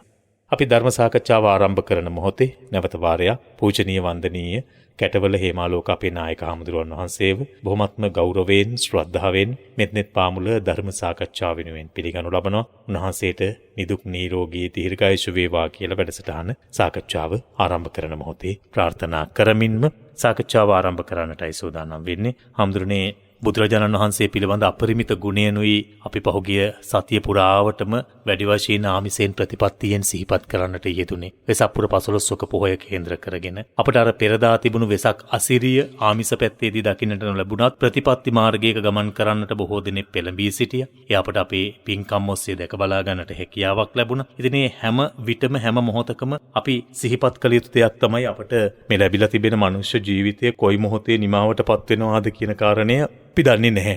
විශේෂයෙන්ම මේ ඉන්න කාලය හරි සංකීර්ණ කාලයක්, අවිනිශ්චිත කාලයක්. මිනිසුන්ට විවිධාකාරයේ විපත්තීන් දකින්නට ලැබෙනවා. ඒවාට මුහුණ දෙන්නට සිදු වෙනවා. විපත්ති බහුල කාලයක් කිව්වොත් එimhe මේ කාලය නිවැරදි. අපේ හැමදෙරෝනේ අපි සාකච්ඡාව ආරම්භ කරමු. මේ අමාරු කාලේ වුණත් අපි හැම විටම අපේ ජීවිතවලට ජීවිත හරිහමන් විදිහට සකසා ගන්න. මේ කාලයේ යොදා ගැනීමේ වටිනාකම අපිට නොදැනීම අපේ ජීවිතේ ගෙවෙනවා. වටිනාකමක් නැති දේවල් වලට වෙලාව ඉමහත් ලෙස ගෙවිලා යනවා. මේ අපට ගාණක් නෑ. අපි ඉන්නේ දවස් 25000ක් 30000ක් අතර කාලයක තමයි මිනිස්යාගේ ජීවිතය තියෙන්නේ. හැම වෙලාවෙම වැඩි වශයෙන් අපේ ජීවිතේ ගෙවෙන්නේ නිස්සාර පැත්ත. හොඳ දෙයට වඩා අපට මෙහි මේ අර භයානක භාවය නැත්තම් මෙහි තිබෙන වටිනාකම මනාව හැංගිලා නැති නිසාද මන්දා හැම විට මේ වැනි නිස්සාර ස්වභාවයකට හිතපත් වෙන්නේ. හැම මොහොතකම අපේ ජීවිතයට ඒ මොහොතේ වැදගත්කම මොකද්ද? අපි හැම විටම අපේ ජීවිතය තුළට හැම මොහොතකදීම එකතු කරගත යුතු වටිනා දෙයක් තිබෙනවා නම් ඒ කුමක්ද? අපිට අපේ මනුෂ්‍ය ජීවිතය තුළ ඉපදීම මැරෙන මේ අතර කාලය මොන ආකාරයෙන්ද සකසා ගත යුත්තේ සඳහා මේ කාලය සමහරු කියනවා මේ විපත්ති බහුල කාලයක් නිසා අපේ හිතේ සඳහා යොමු වෙනවා අඩුයි කියලා. ඇත්තටම මේ කාලේ එහෙම විපත්ති බහුල කාලයක් නිසා විපත්තියට දුකට ශෝකයට පත් වෙවි ඉන්න තිබෙන කාලයක්ද? නැත්නම් අපේ ජීවිතේ හැරවුම් ලක්ෂයක් බවට ඒපත් කරගන්නට පුළුවන්. සදහවත් වාසනාවන්ත පින්වත්නි, සම්බුද්ධ ශාසනයේ චිරජීවනයේ කැමති වුණු පුරාතීත මහා සංගරුවන ගැන ඔබ අසා තිබෙනවා. උන්වහන්සේලා මේ ත්‍රිපිටකය ආරක්ෂා කර ගැනීමේ වගකීම බැමිණිතියා සාය වැනි මහා දුෂ්කර වේලාවල් වලදී පවා උන්වහන්සේලා කල්පනා කළේ ජීවිත සාරය ගැන නොවේ. උන්වහන්සේලා කල්පනා කළේ ශාසනයේ සාරය වූ ධර්මය රකින්නේ කෙසේද කියා. ඔබ දන්නවා ලුණු ඉහගෙන කරකොල වලින් තමන්ගේ ආහාරය සපයාගත්ත ස්වාමින්ද්‍රයන් වහන්සේලා වැලි තලාවල මුණින් තලා වෙලා මේ ත්‍රිපිටකය සජ්ජායනා කළා. ත්‍රිපිටකේ වනපොත් කළා. උන්වහන්සේලා තමන් වහන්සේ බාහිර ශරීරයෙන් අපවත් වූ නමුත් ධර්මය ආරක්ෂා කර ගැනීම මගේ ජීවිත සාරය උකහා ගැනීමයි කියලා කල්පනා කළා. පුතා ඇහුව ප්‍රශ්නෙට ධම්මපදයේම තියෙනවා ඒකට අදාළම ගාථා. අසාරේ සාරමතිනෝ නිසරු දේවල් වලටමයි බහුතරයක් මිනිස්සු මිත්‍යා සංකල්ප වලට වුණාම කාලය වෙන් කරන්නේ. අසාරේ සාරමතිනෝ සාරදස්සිනෝ මිත්‍යා සංකප්ප ගෝචර. මිත්‍යා සංකල්පට ගොදුරු වෙච්ච මිනිස්සයා පංචකාම සම්පත්තිය ජීවිතේ මූලික හරය බවට හිතාගෙන ඒ පංචකාම සම්පත්තිය හොයනවා, පෝෂණය කරනවා. එච්චර විතරක් නෙමෙයි.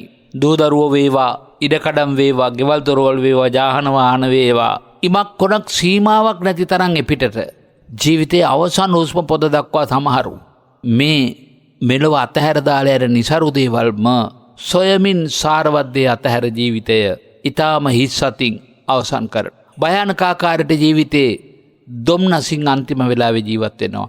අනේ මම මාවෙනුයි යමක් කරගත්තේ නෑ නේද කියලා මේ භවයටත් වඩා අර નિසරු දේවල්ම සොයමින් කැපවෙමින් ඒවට ඇලෙමින් බැඳමින් ඒව සමග ගැටෙමින් ගත කළ ජීවිතයට ඉනික්බිතිව ලැබෙන ආත්මභාවය ප්‍රේතාත්ම භාවයක් වුණොත්, යක්ෂාත්ම භාවයක් වුණොත් වඩාත් තදින් දැනෙනවා, වඩාත් තදින් සංවේගයකටපත් වෙනවා, වඩාත් තදින් ජීවත් වෙන අයගේ ශරීරවලට ඇතුළු වෙලා මිය ගිය අය යම් යම් වැළපීම් කරන ආකාරය දිහා බැලුවම, යම් යම් පීඩාකාරී තත්ත්වයන් උන්ගේ ජීවිතේ වින්දනය කරන ආකාරය දිහා බැලුවම ඔවුන්ගේම වදන් වලින් කියනවා අනේ මම මට කියලා දෙයක් කරගත්තේ නෑ, මං අනුන්ට කළා. මේ අනුන් කිව්වේ කාටද? අර තමන්ගේම දරුවන්ට, තමන්ගේම බිරිඳට, තමන්ගේම ස්වාමියාට. තමන්ගනේ යමක් කරගත්තේ නෑ. ඒ නිසා තමන් වෙනුවෙන් යමක් කරගන්න එක සම්මා සංකප්ප ගෝචර සාරංච සාරතෝ ඤත්වා සරුදේ සරු වශයෙන් දැක්කොත් අසාරංච අසාරතෝ නිසරුදේ නිසරු වශයෙන් දැක්කොත් ඔබ නිතර අර නිසරුයි කියලා සියල්ල අතාරින්න බෑ. ඔබට ගෙවල් දොරවල් ඕන, ඉඩ කඩම් ඕන, දූ දරුවෝ ඕන,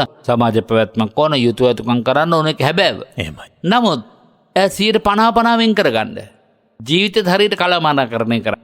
පුළුවන් නම් ජීවිතය තුල තියෙන ওই ලෞකික ප්‍රශ්න ගැටලු විසඳන අතරම ධර්මයට සම්පූර්ණයෙන් අඩක් සේන්දුවෙමින් කටයුතු කරන්න. එහෙම නැත්නම් දැහැමිව අර මං කියපු ධනභෝග සම්පත් ධාර්මික ලෙසින් උපයා සපයා ගනිමින් සිල්වත් ජීවිත ගත කරමින් ගුණවත් ජීවිත ගත කරමින් තමනුත් අනුත් ධර්මයේ පිහිටුවමින් අන්න ජීවිතය ගත කරන්න පුළුවන් එක්කනට ජීවිතයේ අන්තිම කාලෙ වෙනකන් කොටස් කරන්න බලා ඉන්නේ ජීවිතේ. එයා ජීවිතයේ ආරම්භක මොහොතේ ඉඳලම හැම එකකටම ජීවිතය තුලණය කරලා. ඒ කියන්නේ සමබර වෙලා තිබෙනවා යහපත් ගුණවත් ධාර්මික මාර්ගය. ධාර්මික මාවතකට. එහෙම ජීවිතේට අපිට කියන්න බෑනේ කාටවත් අවුරුදු 100 120 වෙනකන් ජීවත් වෙන්න පුළුවන් නේද කියලා. කල් වේල ඇතුව ජීවිතෙන් සමගන යන්න සිද්ධ වුණොත් තරුණ වියේ. එයා තරුණ වියේ ජීවිතේ කොටස් කරගෙන තියෙනවා. කල යුතු යුතුයකම් කරලා තියෙනවා. සමාජයට සම්බන්ධ වෙලා තියෙනවා. දැන් සමහර තරුණ ඉලන්දාරින් මැරුණාම හදිසි අනතුරු වලින් හිතා ගන්න බෑ මේ තරම් ජනක කොහෙන් හම්බ කළාද කියලා මේ කෙටි කාල සීමාව තුළ. ඒ තරම් මිනිස් සමාජයත් එක්ක ඇඟැලුම්කම් නැතුව යුතුයතුකම් වලට දුවලා පැනලා කැපවිතු තැන කැපවෙලා කටයුතු කරලා තියෙනවා. එච්චර විතරක් නෙමෙයි මව්පියෝ හඬන්නේ වැළපෙන්නේ එච්චර විතරක් නෙමෙයි පන්සලේ හාමුදුරුවෝ කියන්නේ මට නැති උනේ බෝධිසත්ව පුතේ. ඉලන්දාරි වායසේ හිටපු බෝධිසත්ව පුතේ. පන්සලේ මුල් පුරුකක් නැති වුණා කියලා කිව්වොත් කිසි වැරද්දක් නැහැ. අන්න බලන්න එතකොට සමබර කරගෙන නැද්ද ජීවිතේ? අර නිස්සාරයි මේ හැමදේම දේපොළ ඉඩ කඩන් එහෙම දර්ශනයක් නැහැ බුදුදහමේ. බුදුදහම තුළ තියෙන ඒවත් සාරයි. ඒවා 100%ක් සාර නැහැ. එහෙනම් සාරවත් ජීවිතයක ලක්ෂණය මොකද්ද? මෙලව ජීවිත සකස් කරනවා, පරලොව ජීවිත සකස් කරගන්නවා. අසාර්ථක ජීවිතයේ ලක්ෂණ මොකද්ද? අත්තන්තප තමනුත් වෙනවා. පරන්තප අනුනුත් වෙනවා. නේවත්තන්තප නේව පරන්තප. තමාත වෙන්නෙත් නැත්තම් අනුන්ත වෙන්නෙත් නැත්තම් අන්න සමබර ජීවිතයක්, අන්න සාරවත් ජීවිතයක්. කෙනෙකුගේ ජීවිතයේ සාරවත් අංග ගොඩක් තියෙනවානේ. මිනිහෙකුට පරිවාර සම්පත්තිය හිටියට වැඩකුත් නැහැ, ධනභෝග සම්පත් නැත්තම්. ඒ ජීවිතය සාර නැහැ. ධනභෝග සම්පත් තිබිලා පරිවාර සම්පත් නැත්තම් ඒ වැඩකුත් නැහැ. මේ දෙකම නැත්තම් කොහොමද ජීවිතය සාර නැහැ. ජීවිතය සාර වෙන්නේ කොහොමද? භවභෝග සම්පත් වගේම පරිවාර සම්පත්තිය තියෙනවා. දැන් උතනක් තියෙන ප්‍රශ්නයක්. ඔව්. පරිවාර සම්පත්තියක් තියෙනවා, ධනභෝග සම්පත්තියක් තියෙනවා. මේකත් එක්ක අපේ හැමතුරුනේ සමහරුන්ට උන්හිටි තැන් අමතක වෙනවානේ. මාන්නේ අධික ලෙස මතු වෙනවානේ. ඇත්තටම ඔව්. දැන් අපි රටේ දකින්නෙම වැඩි වශයෙන් නොමනේ. ඒක භාග්‍යතුන් වහන්සේ පැහැදිලිව දේශනා කරලා තියෙනවානේ. එතෙන්දි හිත හරියට පරිස්සම් කරගන්න ඕනේ. මිනිස්සුන්ට මාන්නේ ඉස්මතු වෙන තැන් කීපයක් තියෙනවා. ලාභග්ග මහන්තතා. ඉස්සර එදා වේල කන්න නැතුව අනුගෙන් ඉල්ලගෙන හරි වේලක් කර වේලක් කාලා හරි හිටපු මිනිසුන්ට කොහෙන් හරි ධන කුට්ටියක් ලැබෙනව නේද?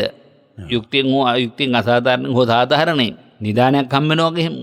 මෙන්න ලාභග්ග මහන්තතාවට ගිහිල්ලා අර දුප්පත් මිනිස්සු ඔක්කොම අමතක වෙනවා. කොළපවුල් වල අහිංසක අසරණ වෙච්ච අය අම්මා තාත්තා පවා සමහර කෙනෙකුට මදි පුංචිකමක් වෙනවා. ඒගොල්ලන්ගේ අර මහා මන්දිරයට කැඳවන්න බෑ. විශේෂ යාළු මිත්‍රයන්ට අඳුන්ලා දෙන්න බෑ. ලාභග්ග මහන්තතාවෙන් හිත උදුම්මගෙන. එහෙමයි සමාජය උඩ තරන්නේ නැද්ද? මට මතකයි අපි පුංචි කාලේ ඉගෙන ගත්ත එක අර දිසාපති කාමරේදී කියන එක. එසන්ද ඔබේ සාදතේ පොල් අද නැසේ මට මේසේ මත හිඳිනා ගලසේ නිහඬය ඔබ මා අභියස. දෙන්න එකට වැලි කෙලේ ඉඳලා එකට හිටියා. නමුත් තනතුරටපත් වුණාට පස්සේ එදා පරණ මිතුදම ආයෙත් ඇති කියලා හිතාගෙන දිසාපති කාමරේට ඇතුළු වෙන යාළුවා බලා ඉන්නවා. අරයා ලියුම් අස්සම් කරනවා, ටෙලිෆෝන් කරනවා, වැඩක් ඇත නැතා සේවකයන්ට කතා කරනවා, එයාගේ අභිමානය පෙන්නනවා.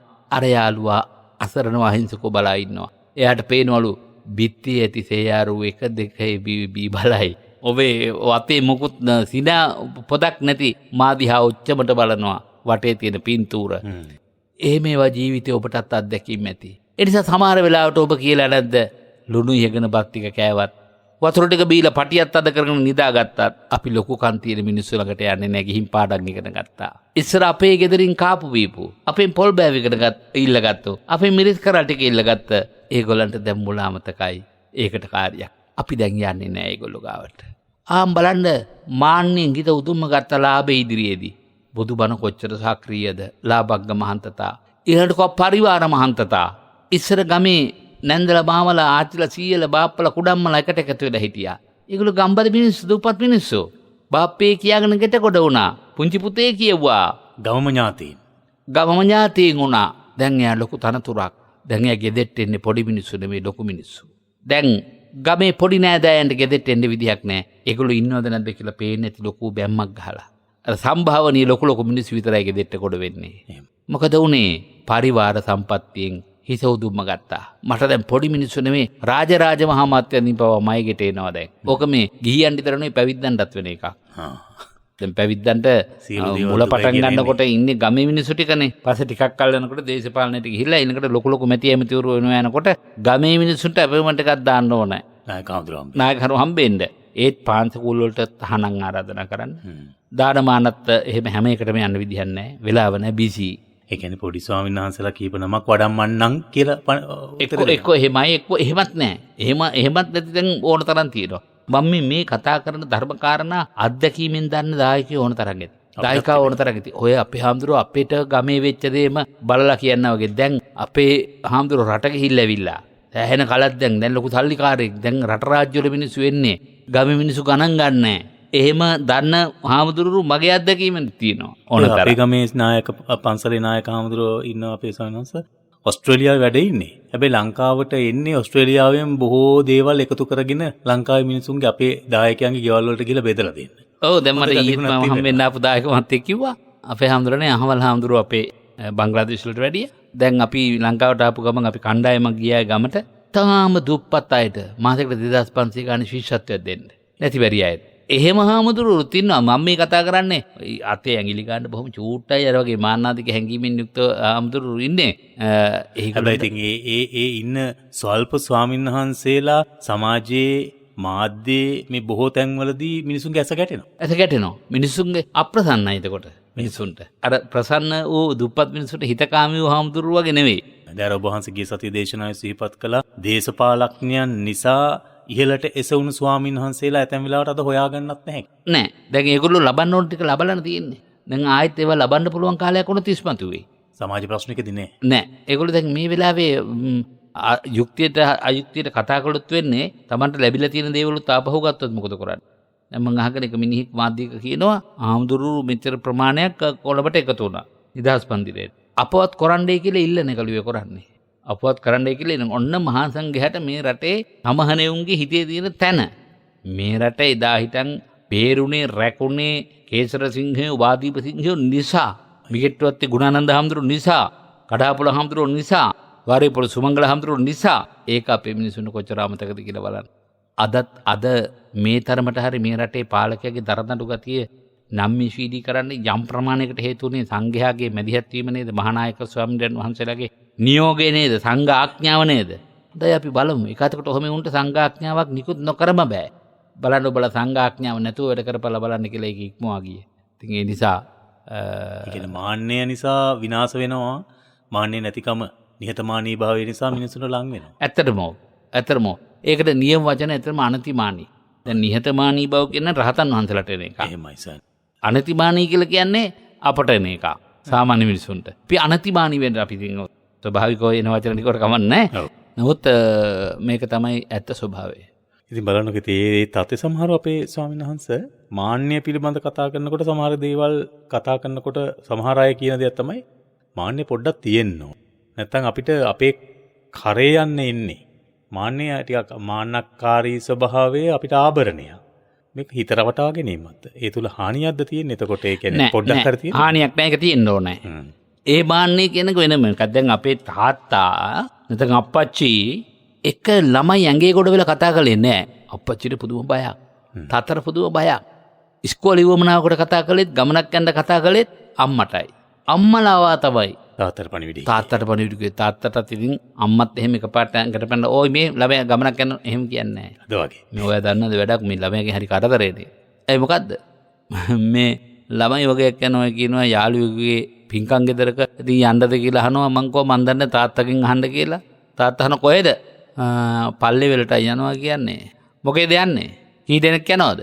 මව්පියොත් යනවද? ඔය ටික ඔක්කොම අම්මා ප්‍රශ්න පත්‍රයට උත්තර දෙන්න බලාගෙන තමයි අර ටික අහන්න ඕන. ඒවට උත්තර දෙන්න අම්මා අපහොසත් වුණොත් නෑ. ඒ නොගියට කමන්නේ ඒ ගමන. කියලා තාත්තා කිව්වොත් ආයි ඒකට එකට කරන ඒවා තිබ්බේ නෑ. මොකද තාත්තා මාන්නේ රැකගෙන හිටියා. තාත්තා කෙනෙකුට ඕන කරන මාන්නේ. මම ළඟදී ආම්දුනමකට කතා කරලා කිව්වා කතා කියනවා මිනිසුත් එකත් කියවනවා අනිත් අයත් එකත් කියවනවා ඉවරයක්ම නැහැ. තක්කාරි ජාතිකේ වගේ. පස්සේ මම කතා කරලා කිව්වා තත්ත්වේ තියාගන්න. ඕනට වඩා කතා කරන්න ගියාම ඕනකමකට කතා කළත් ගණන් ගන්න නැහැ කවුරුවත්. ඒ නිසා ප්‍රමාණයට කතා කරන්න. එහෙනම් ඒකත් එක්තරා මානයක් නේද? ඒක අවශ්‍යයි. අම්මගේ මැනීම තියෙන්න ඕන. මම අම්මා කියන එක තියෙන්න ඕනේ. මාතා මිත්තන් සකේකාරේ. ගෙදර අම්මා තමයි හොඳ මිතුරිය. එනට අම්මා නෝන්ජල් තාරයට ගිහිල්ලා ළමයි කරන ඕනම දෙයකට එහි කියන තාලට වැටුනොත් එහෙම දුව කරන ඕනෑම තාලයකට දුව පවත්වගෙන යන ඕනම සම්බන්ධතාවයකට ආයතා වැඩකට අශ්ලීල වැඩකට අම්මා අනුමත කරන කමන්නේ උඹ මට කියලානේ පුතේ කියලා ආන් එතෙන්දි මාන්නය නැති කරගෙන තියෙනවා. ඒ කියන්නේ එතන අර මේ මිත්‍රත්වය ඒ සම්බන්ධතාවය ලෙන්ගතුකම ගොඩනැගීම තුළ සමහර විට නම් එච්චර ලඟ වුණොත් එහෙම මෙයා වැරදි මාර්ගයට යයි මාවත් යොදාගනීයේ සඳහා කියලා ඒක යොදා කියන්නේ ඒ මව හෝ පියා හෝ වැඩිහිටියා හෝ යොදා ගන්න ක්‍රමවේදේ නායකයා හෝ යොදා ගන්න ක්‍රමවේදයේ මත තමයි ඒක තීරණය වෙන්නේ. ඇත්තටම ඔව්. දැන් උදාහරණයක් වශයෙන් ගත්තොත් කුලමානේ නරක එකක්ද? කුලමානේ තියෙන්න ඕනේ. පමණ ඉක්මවා ගියොත් ඕනම දෙක තියෙන ප්‍රමාණයක්. ඔව්. කුලමානේ පමණ ඉක්මවා ගියොත් ඒක හරි ලස්සනට ගම්පෙරළිය ටෙලිනාට්‍යයේ කියවෙනවනේ. නැත්නම් නව කතාවේ කියවෙනවනේ. මාන්නේ ආරක්ෂා කරන හැටි. මාතරහාමිනියේ කොහොමද චරිතය ආරක්ෂා කරගත්තේ? මාතරහාමිනිගේ ස්වාමියා අර පොඩි ආයත සම්බන්ධයක් පවත්වලා කයිසාරුවත්තේ මුහන්දිර. කයිසාරුවත්තේ මුහන්දිර. ඒක ආරංචි වුණාම කොච්චර මානසික වශයෙන් තැවුණාද? ඔය විදිහට මේ කුලමාන්නයත් අවශ්‍ය දෙයක්. ඒකට අපි කියමුකෝ ගෞරව බහුමානය කියලා. පාලකයෙකුට ගෞරව බහුමානය තියෙන්න ඕන. පොඩි මාන්නයක් මිනුම් දණ්ඩක් තියෙන්න ඕන. ඒ කියන්නේ මේ හැම දෙයකම එක පැත්තේ අන්තයකට යන්න හොඳ නෑ. ඔව්. දැන් විශාකාව කොහොම වැස්සෙනකොට දුවගෙන ආවට විශාකාව දුවගෙන ආවේ නෑනේ. විශාකාවට මනින්න දෙයක් තිබුණා. විශාකාතෝම පැමිණි විලාසයෙන්.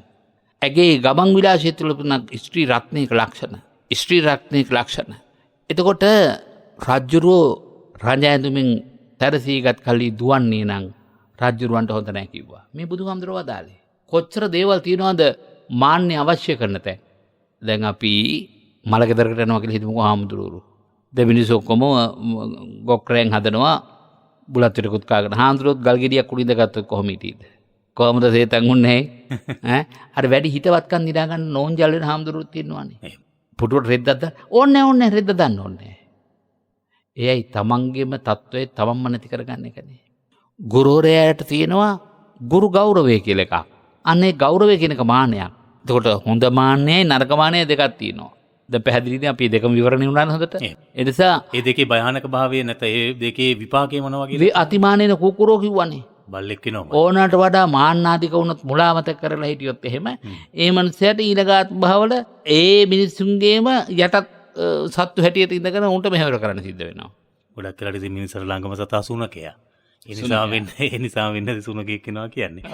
එතකොට මේ අපි මේ හැම දෙයක් තුළම අපේ ජීවිතේ ගත යුතු පාඩමක් තිබෙනවා. ඇතරම සමහර ස්ත්‍රීන් අපි දකිනවා ඔවුන් යම් තරමකට ඡණ්ඩයි ප්‍රචණ්ඩයි එහෙම නැත්නම් තමන් සැරයි අපි අපේ වචනෙන් කිව්වොත් එහෙම හරි සැර ස්වභාවයක් පෙන්눔 කරනවා. හැබැයි ඒ තුළ ලොකු ආරක්ෂාවක් සකසා ගන්නවා තමන් විසින්ම. තමන්ට සමාජයේ බොහෝ දෙනාගෙන් එල්ල විය හැකි විවිධාකාරයේ බලපෑම් මඩින්නට උත්සාහ කරන අවස්ථාවක්. ඔය කිව්වේ කාන්තාව ගැනද? කාන්තාවන්. අපයෝ ඒක එහෙම තමයි. දැන් කාන්තාව හැමෝ එක්කම hina වෙන එක හරි වටිනවා. නමුත් හැමෝ එක්කම hina වෙන එක හරි භයානකයි. ඔව් දැන් ඕක සමහරව දකින්නෙත් එහෙමනේ. අපෝ වැඩක් නැහැ මේ මහා පුදුම චරිතයක් නපුරුකම පිරලා දිනවා කියලා සමහරු කියනනේ. අනිත් පැත්තෙන් අන්න ඒකට අර ළමයා හරිම සීදේවි දකින්න හැමෝත් එක්කම කතා කරනවා. හැමෝත් එක්කම හිතවත් හැමෝටම ලෙන්ගතු එහෙම කියන අවස්ථාවක්. හැබැයි ආරක්ෂාව තියෙන කාටද? හැමෝ එක්කම hina වෙන්නේ නැති එක්කෙනාට. පවනට hina වෙනවා, පවනට කතා කරනවා. ගරුත්වය ආරක්ෂා කරන කාන්තාවට අශ්ලීල අනාචාරමත් මිනිස්සුන්ගෙන් එන පලිබොද හුඟක් අඩුයිනේ. විහිළුවක් කරන්න දැන් ඉලන්දාරින් ඉන්නවනේ. ආපෝ කට පුදුම කටක් අරින්න ගියොත් එහෙම මම නම් ඕක අහන්න යන්නේ නැහැ. මාන් නම් ඕක කියන්න යන්නේ නැහැ. ඒ නිසා අර කිව්වනේ රුව ඇති දුවෙකුයි කට ඇති පුතෙකුයි ඕන කියලානේ ඒ කාලේ කිව්වේ. නෑ. කට ඇති දුවෙක් ඉන්න ඕන දැන්. කට නැත්තම් මිනිස්සු කරේ නගිනවා ගෝණිය නැතුව. ඒ නිසා කාන්තාවකට කට ඕන. අත්‍යවශ්‍ය දෙයක්. හැම වෙලාවෙම කියවන්න නෙමෙයි වාචාලකමට. හැම එකටම උත්තර බඳින්න නෙමෙයි. තමන්ගේ ගරුත්වය රැකගත යුතු තැන් තියෙනවා නම්, තමන්ට ආපදාවක් එන්න තියෙන තැන් තියෙනවා නම්, එයාට රටේ අයුක්තිය අසාධාරණ පේනවා නම් ඒකට විරුද්ධව කතා කරන්න පුළුවන්කම තියෙන්න ඕනේ හොඳ කටක්. එහෙම නැතුව අර නීලයි කමලයි බානුමති එකතු වෙලා කරන කතාවට නෙමෙයි. එහෙම නෙවෙයි. ඕපාදූපකීක කාලෙක වන්න නෙවෙයි. අත්‍යවශ්‍ය දෙයකට කතා කරන්න. ඉතින් බලන්න මම මේ දේශනාවේ මේ සාකච්ඡාවේ ඔබ වහන්සේගෙන් විමසූ කාරණා ත්‍රිත්වයේදීම ඔබ වහන්සේ ලබා දුන්නේ මේ හැම දෙයකම දෙපැත්තක් තියෙනවා. ඒ දෙපැත්ත හොඳ වගේම නරකකුත් තියෙනවා. මැද තැනක හිටියාම අපිට මේ දෙපැත්තම හොඳට පේනවා. මේ මැද තැන හරි උස් තැනක් වගේ ඒ දෙපැත්තෙම තිබෙන අදහස් නැත්නම් අත්දැකීම් ජීවිතේට පන්නරයක් බවට පත් වෙනවා. ජීවිතයේ හරි මාර්ගයට ගන්න පුළුවන්.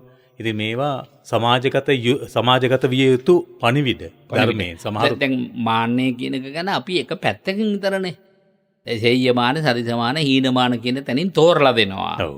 නමුත් මාන්නය අවශ්‍යයි කියන එක කවුරුවක් කියලා දෙන්නේ නැහනේ. මාන්නේ කියනකොටම මේක නම් එපාම කියන තැනක තමයි වැටෙන්නේ. මේක අත්‍යවශ්‍යයෙන් මාන්නය රැක ගන්න ඕන කියලායි මම කියන්නේ. භික්ෂුව වුණත් දැන් අපි හිතමුකෝ භික්ෂුවගේ දුප්පත් අසරණ අහිංසක නෑදෑයෝ ඉන්නවා. කොච්චරවත් මල්ලියේ කියාගෙන පුතේ කියාගෙන අයියේ කියාගෙන සාදු මාමේ කියාගෙන එනවනම් අනිත් මිනිස්සු මේ පත්කඩේ ඉලලා වැඳලා ගෞරව කරනවා. අර සාදු මාමේ කියනවා. සාදු අයියේ කියනවා. මල්ලියේ කියනවා. සාදු කියන්නේ මොකද්ද අපි හඳුනන? සාදු කියලා කියන්නේ ඒගොල්ලන්ගේ අදහසින් පුද්ගලයාට කියන සාදු කියන එක වෙන්නේ නැති. නමුත් පුද්ගලයාට සාදු කියනකොට මම නිතර කියලා තියෙනවා අර්ථය නිර්වත්ව ඉන්නවා කියන අර්ථය එන්නේ. සාදු කියපු ගමන් නිරුවත්. නැත්නම් යහපත් පුද්ගලයා කියන අදහසින් තමයි කියන්නේ. නමුත් සාදුවරු කියලා වෙනම જાතියක් ඉන්නවනේ. අල්ප ප්‍රාණ මහ ප්‍රාණ වෙනසින් එක වෙනවා. අල්ප ප්‍රාණ මහ ප්‍රාණ වෙනස. අපිට පුළුවන් වෙන්න එපා අපි ස්වාමීන් වහන්සේ කියලා කියන්න. ඉතින් අර තමන්ගේ ගිහි ඥාතිකම අත්තරින්න ඕන හින්දානේ නංගම් පවා වෙනස් වෙන්නේ.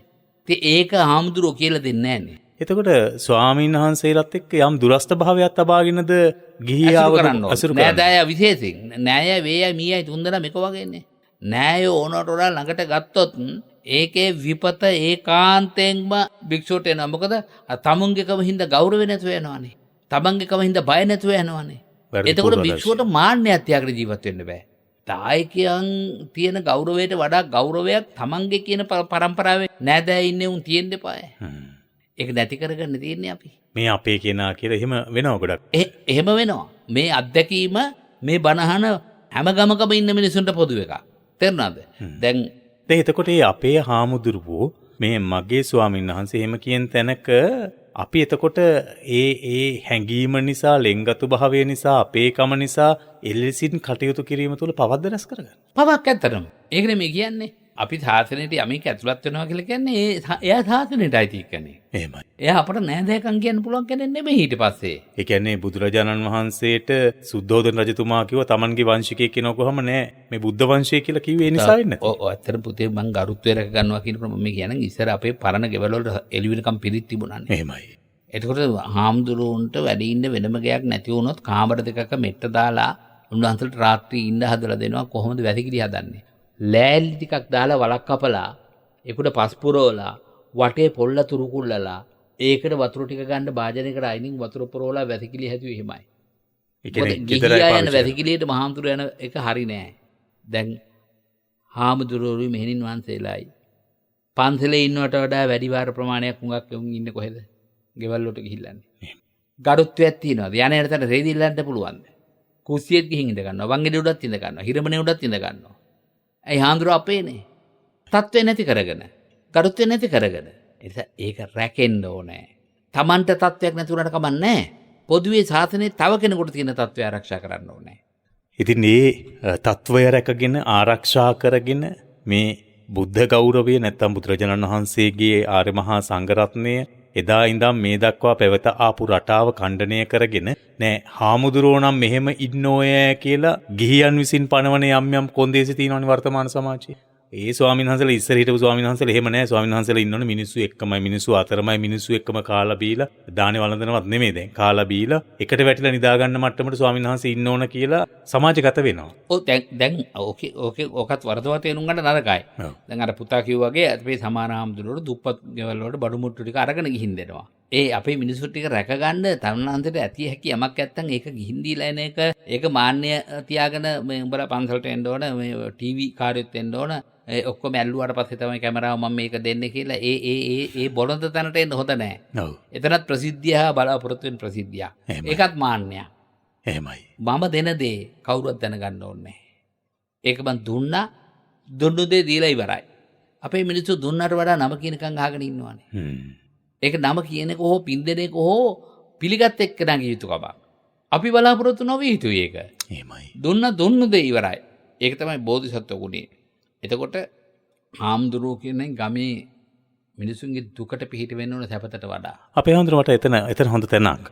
දැන් වර්තමාන සමාජයේ තිබෙන මේ පීඩාකාරී ස්වභාවයත් එක්ක ආර්ථික වශයෙන් අපි පරිහානියට පත් වෙලා ඉන්න මොහොතක නිවසක ජීවත් වෙන පුජ්‍යලයන් විදිහට ගිහියන් විදිහට එදා වේල කන්න හරි අමාරුවෙන් හම්බ කරගන්න විදිහක් නැතුව අසරණ වෙලා ඉන්න මොහොතක ස්වාමීන් වහන්සේලා යම් ආකාරයකට අපට ලැබෙන දේවල් බොහෝමයක් තියෙනවා. අපි ඒකෙන් මේ සමාජයේ නැත්නම් අපේ දායකයන්ගේ අඩුපාඩුකම් මේ වෙලාවේ පිරිමහන්න ඕන කියලා පෙළඹෙනවා. මේක හොඳ දෙයක්ද නරක දෙයක්ද? හොඳටම හොඳ දෙයක්. ඒක විය යුතු දෙයක්. කළ යුතු දෙයක්. අපේ ආගමික ආයතන තියෙනවා. ඇතර බොහෝ උදාරාකාරයෙන් මේ මෙහෙවර සිද්ධ කරනවා. දන්දා මාලිකාවෙන් පටන් ගත්තාම, කළුතර බෝධියෙන් පටන් ගත්තාම ලැබෙන ආදායම, පූජාවසේ ලැබෙන ආදායම. ඒක තනියම මුක්ති විඳින්නේ නැහැ. දුප්පත් ගම්මානවලට ගිහිල්ලා පුළුවන් තරම් මිනිසුන්ට උදව් කරන උපකාර කරනවා. එච්චර විතරද නැහැ. යාන් ගඩන් කුඹුරු තියෙන 65 ගමන් වීහාල් තියෙන පන්සල් තියෙනවා. එහෙමයි. රාජමහා විහාර තියෙනවා. උන්වහන්සේලා ඒ ධනභෝග සම්පත් උපදවන්නත් ගමේ අයගේ ශ්‍රමය තමයි පාවිච්චි කරන්නේ. එහෙමයි. උන්වහන්සේලා දෙනම නම් තුන්නම නම් පස්නම නම් උන්වහන්සේලාට ප්‍රමාණවත් දේ තබාගෙන අනිත් ඒවා බෙදලා හදලා දෙනවා. ඒක නරක එකක් නෙවෙයි. දැන් මේ කාලේ සබන් ටිකක් බෙදලා දුන්නත් ලොකු දෙයක්. දැන් සබන් කැටයක් කීයද? හැම භික්ෂුවකට මේ වැඩේ කරන්න පුළුවන්. ඒ කියන්නේ ස්වාමීන් වහන්සේට එහෙම අයිතියක් තියෙනවා. අනේ ඔව් ඒක මහ පින් සිද්ධ වෙන වැඩක්. දැන් නැති බැරි දුෂ්කර වෙලාවකනේ. ඒතර පන්සලේ දේවල් ගන්න එක පෞසිද්ධ වෙන වැඩක් කියලා. ඒ සංඝගත දේවල් ගන්න භික්ෂුන් වහන්සේගේ උපදේශයක් නැතුවනේ. හොරෙන් ගන්න එකනේ. ආමුදුරුව නෑකමට දෙනව නෙවෙයිනේ මේ. ඔව්. ඕනෑකමටයි දෙන්නේ. නෑකමයි ඕනෑකමයි දෙකක්නේ. නෑකමට දුන්නොත් මම ඔබට මීට පෙර දවසක කියලා ඇති මගේ ගුරු හාමුදුරුවෝ කිව්වා තුවායක් ඉල්ලුණු සහෝදරේ උඹ උඩින් මයි යටින්ද කියලා ඇහුවා. ඒ වගේ නෑදෑයන්ට දෙන්න නරකයි. ඒක සී කල්පනාවෙන් ඉඳලම කරන්න ඕන වැඩක්. එහෙමයි. තේරුණාද? මේ ටික අයියා ගෙනත් දුන්නේ අපේ අයියා සාදු. මේ සාදු බම ගෙනත් දුන්නේ. ඒලා කියන්න තරමට આવුත් එහෙම ඒකේ කරන කලට පව මීරිය මීතේ කන කාලෙට මිහිරි. නමුත් එහෙමනේ අපි ඕනෑකම දිහා බලන්න. අපි හිතමු ඔය අතරත නෑදෑයම ඉන්න ඕනෑකම තියෙන. මට පුළුවන්කමකුත් තියෙනවා නම් ඕනෑකම පිරිමහන්න දෙනවා. හැබැයි ලබා ගන්න එක න බලන්න ඕන. හැමදාම ඉල්ලන්න පුරුදු නොවෙන්න. ඒ කියන්නේ දෙනවා බව දැනගෙන දෙනකම්ම බලාගෙන ඉන්න හොඳ අපේ නෑ. මිනිස්සු දෙනකම් බලාගෙන අතරගෙන හරියට කරදර කරනවා නැත්තම්. හිගවෙන ගානට આવොත් අතන හිඟ වෙනවනේ. දෙන්න තියෙනවා නම් දෙනවා. දැන් මට මේ අපේ ඔය නෙල්ලිකල හාමුදුරුවෝ එක දවසක් කිව්වා.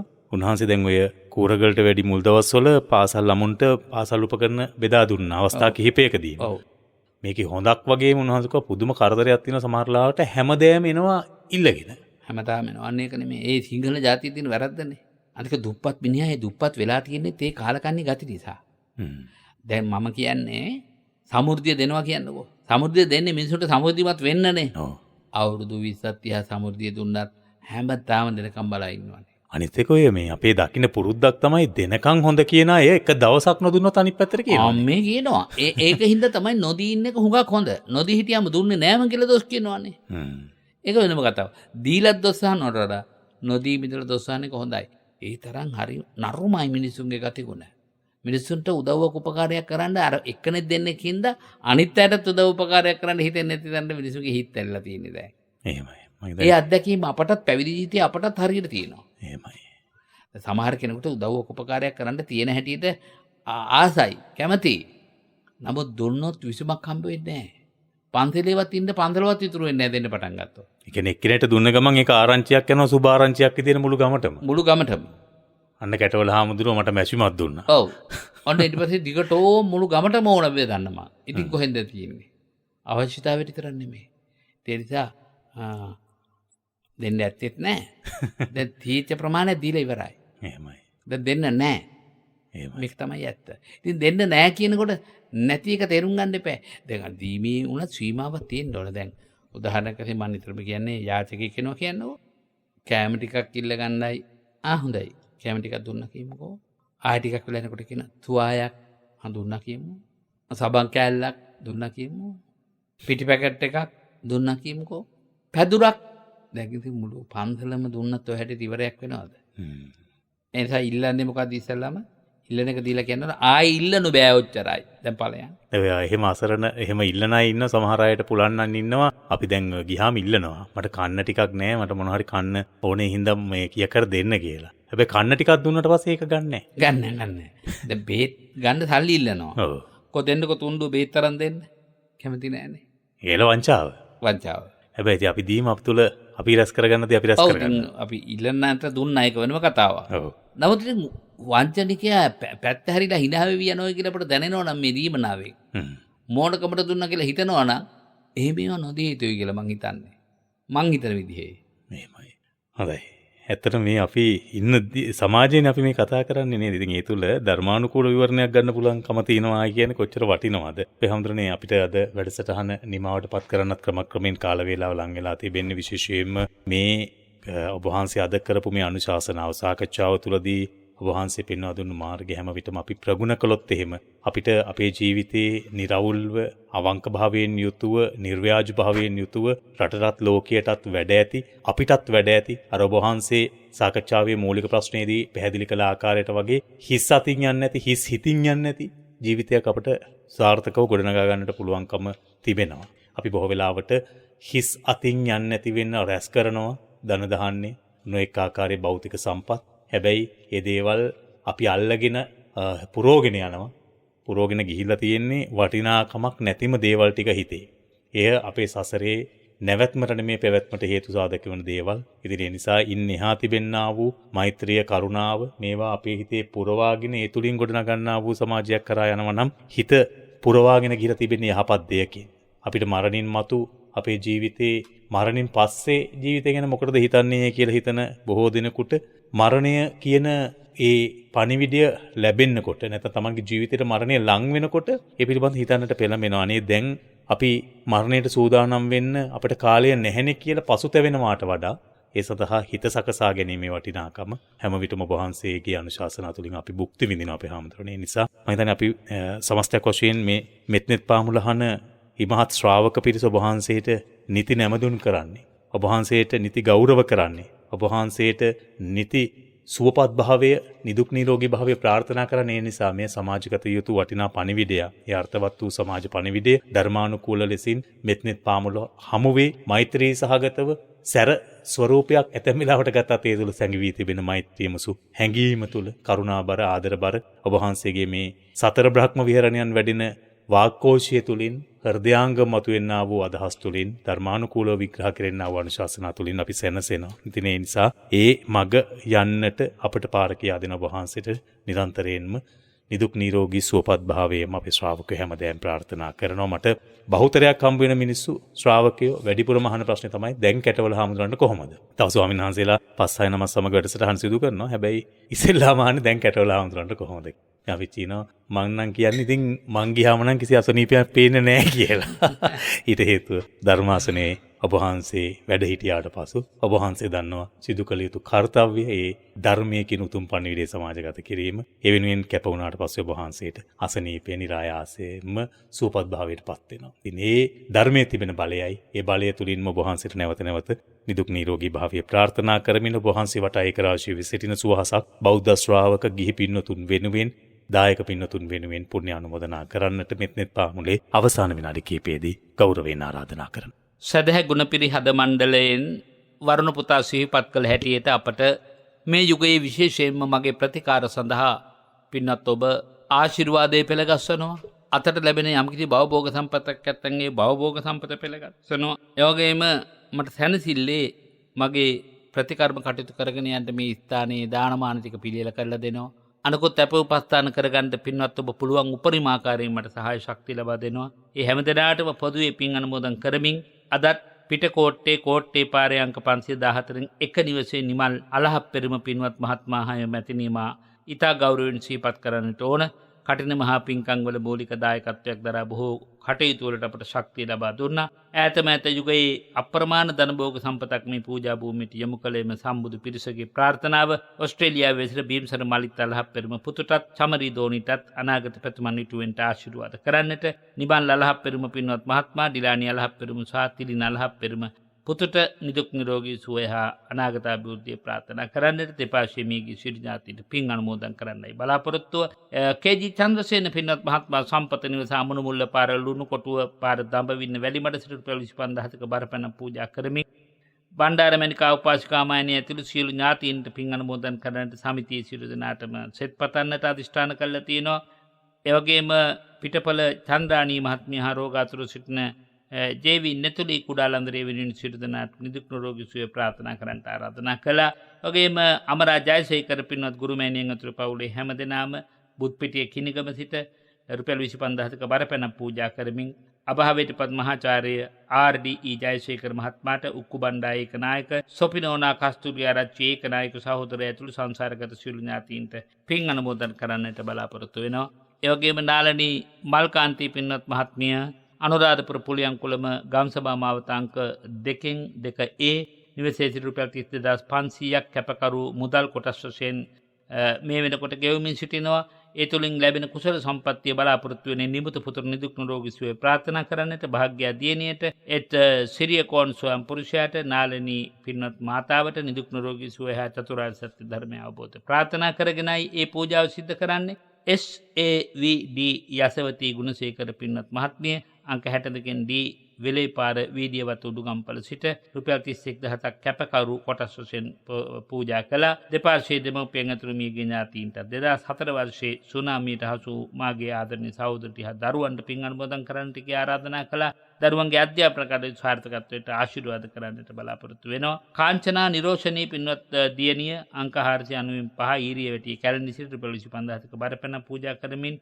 තමන්ගේ ජන්මදිනයට ආශිර්වාද ලබා ගැනීමටත් සුජීවත් මෑණියන්ට හා පවුලේ සියලු දෙනාට නිදුක් නිරෝගී සුවය ප්‍රාර්ථනා කරන්නටත් දසවසරකට පෙර මීගේ දයාබර පියාණන්ට මොක් සුව ප්‍රාර්ථනා කරන්නට අධිෂ්ඨාන කළා. ඒ ප්‍රාර්ථනා ඒ අයුරින් ඉෂ්ට සිද්ධ වේවා. දහම් ඇසූ ඔබ හැම දෙනාටමත් අපට විවිධ අයුරින් දායකත්වයේ සපයන සියලු පින්නතුන්ලටත් යහපත ශාන්තිය සපත සැනසීමම උදාපත් වේවා කියලා ප්‍රාර්ථනා කරනවා. ඔබ හැමට සම්මා සම්බුදු සරණයි. සම්මා සම්බුදු පිහිට. සාදු සාදු සාදු. ඒ ගෞරවනීය ආශිර්වාද පුණ්‍ය ප්‍රාර්ථනාවත් සමගින් අද අපි වැඩසටහන නිමාවට පත් කරන්නට සූදානම් වෙන්නේ. ඔබට සිහිපත් කරන්නම් අපේ නායක හාමුදුරන් වහන්සේගේ කැටවල හේමාලෝක නායක හාමුදුරන් වහන්සේගේ දුරකථනය. ඔබට උන්වහන්සේ වෙනුවෙන් ප්‍රතිකර්ම කටයුතු වෙනුවෙන් උන්වහන්සේගේ සුවදුක් විමසීම වෙනුවෙන් මේ විහාරස්ථානයේට විවිධාකාරයෙන් උදව් උපකාර කර දායකත්වයන් දරන්නට තිබෙන අවස්ථාවන් සලසා ගන්නට මේ යොදා ගන්නට පුළුවන්. 0.7 222 847 0.7 222 847 කාර්යාලංකයකුත් තිබෙනවා. යත් ලියා ගන්න 0.33 22 24 384 0.33 22 24 384 එම කාර්යාලංකය. සම්පත් බැංකුවේ යක්කල ශාඛාවේ තිබෙන අපේ නායක හාමුදුරන් වහන්සේගේ කැටවල හේමාලෝක නායක හාමුදුරන් වහන්සේගේ නමින් යුක්තව තිබෙන ගිණුම ඒ ගිණුමට මූල්‍යමය වශයෙන් උන්වහන්සේගේ ප්‍රතිකර්ම කටයුතු ඇතුළු විහාරස්ථානයේ සුබ සිද්ධිය උදෙසා දායක වන පින්නතුන්ට මූල්‍ය පරිත්‍යාගයන් සිදු කරන්නට හිතේ අදහසක් පහළ වෙනවා නම් මේ අංකයට මේ ගිණුම් අංකයට සම්පත් බැංකුවට ගිහිල්ලා යක්කල ශාඛාවේ අපේ හාමුදුරන් වහන්සේගේ නමින් තිබෙන ගිණුමට මුදල් බැර කරන්නටත් හැකියාවක් තිබෙනවා. ගිණුම් අංකය 106යි 857යි 496යි 109 106යි 857යි 496යි 109 ගිණුම් අංකය. යත් සිහිපත් කරමින් අද අපි වැඩසටහන නිමවට පත් කරනවා. අද වැඩසටහන වෙනුවෙන් මේ වටිනා දහම් ඔවදන් නිරන්තරයෙන්ම මුළු මහත් සමාජයේ ශ්‍රාවක සියලු දෙනාගේම හිතසුව පිණිස ධර්ම දානයක් ලෙසින් අනුශාසනා මාර්ගයෙන් අපට සමීප කරවන පූජනීය වන්දනීය කැටවල හේමාලෝක නායක හාමුදුරන් වහන්සේට නැවත නැවත මුළු මහත් ශ්‍රාවක සියලු දෙනාම එකතු කරගෙන නිදුක් නිරෝගී දීර්ඝායුෂ ලැබේවා කියලා ප්‍රාර්ථනා කරනවා. සියලු රෝග පීඩා ඉක්මනින්ම සුවපත් භාවයට හැරී තවත් මේ ශාසනය දිදුලන ධර්මයේ ප්‍රබෝධමත් කරන අනුශාසනාවන් සිදු කරන්නට උන්වහන්සේට ශක්තිය ධෛර්යය ඇති වේවා කියලා ප්‍රාර්ථනා කරනවා. සියලු කුසල ධර්මයන් උන්වහන්සේට උතුම් වූ නිර්වාණ මාර්ගය සාක්ෂාත් කිරීමට පාරමී ධර්මයක් වේවායි ප්‍රාර්ථනා කරනවා. වැඩසටහන නිමාවට පත් කරන රාත්‍රී 7ට සිඩ්නි තසොපුවෙන් හමු යමු. හැම දිනාටම තෙරුවන් සරණයි.